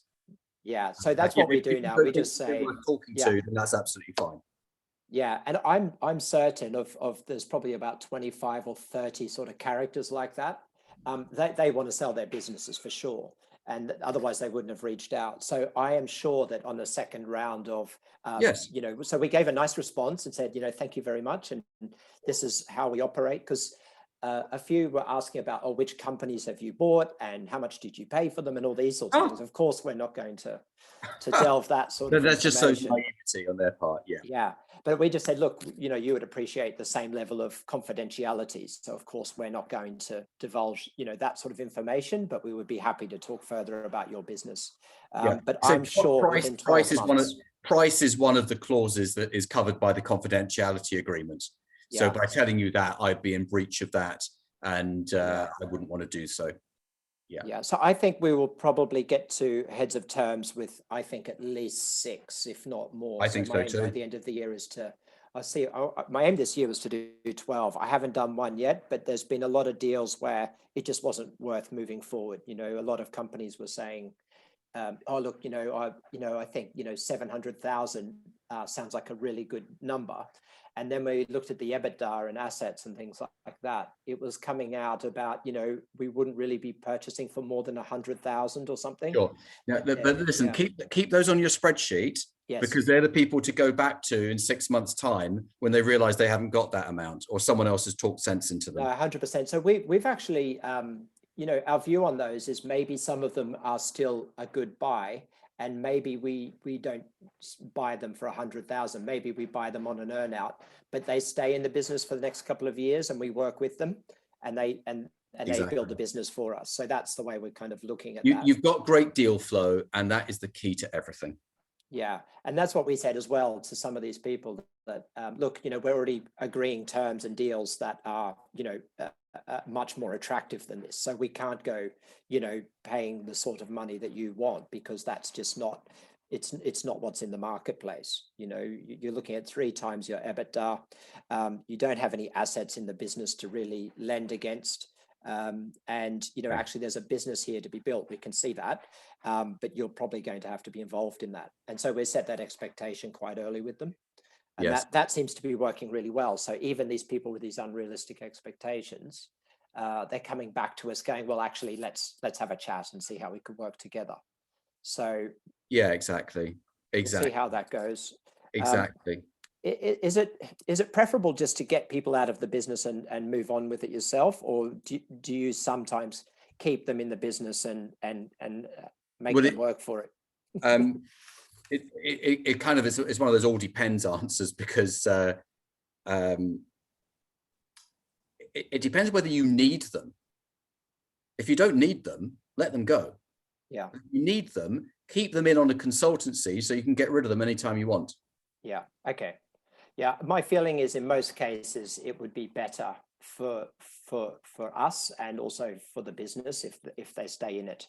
But they may not necessarily own it at that stage. We would. No, they don't want to be a shareholder. No. Okay. So you own 100%, and you have them on a consultancy agreement, because people who tell you how valuable they are and how they can do this and do that, quite often they can't do it anyway. Yeah, because I was listening to, there's a podcast you did recently with the who buys the businesses in distress. There's the gentleman, I think it's. That was that. From Resolve. Yes, yeah, and he was saying, that they will usually keep the people in the business. Yeah, but they to grow it. Yeah, absolutely. But that's a private equity model, which is slightly different to what we're doing here. And when you are investing millions of pounds, you don't want to rock the boat by removing key management. Okay. It's slightly different because the risk is so much higher. Okay, understood. Okay, well, thank you so much. Pleasure. That's really helpful. Pleasure, Nathan. Thanks. Thank you very much. Everyone, have a great week. Really pleased to hear what you're doing. If you need any help with anything, just ask. All right. I can't help you unless you ask. So just ask away. Okay. And Carsten, good luck with your phone call, which is happening any minute now, I guess. Yeah, it is. Thank you very much. Okay. All right. Cheers, everyone. Have a good week. Bye-bye. Bye for now.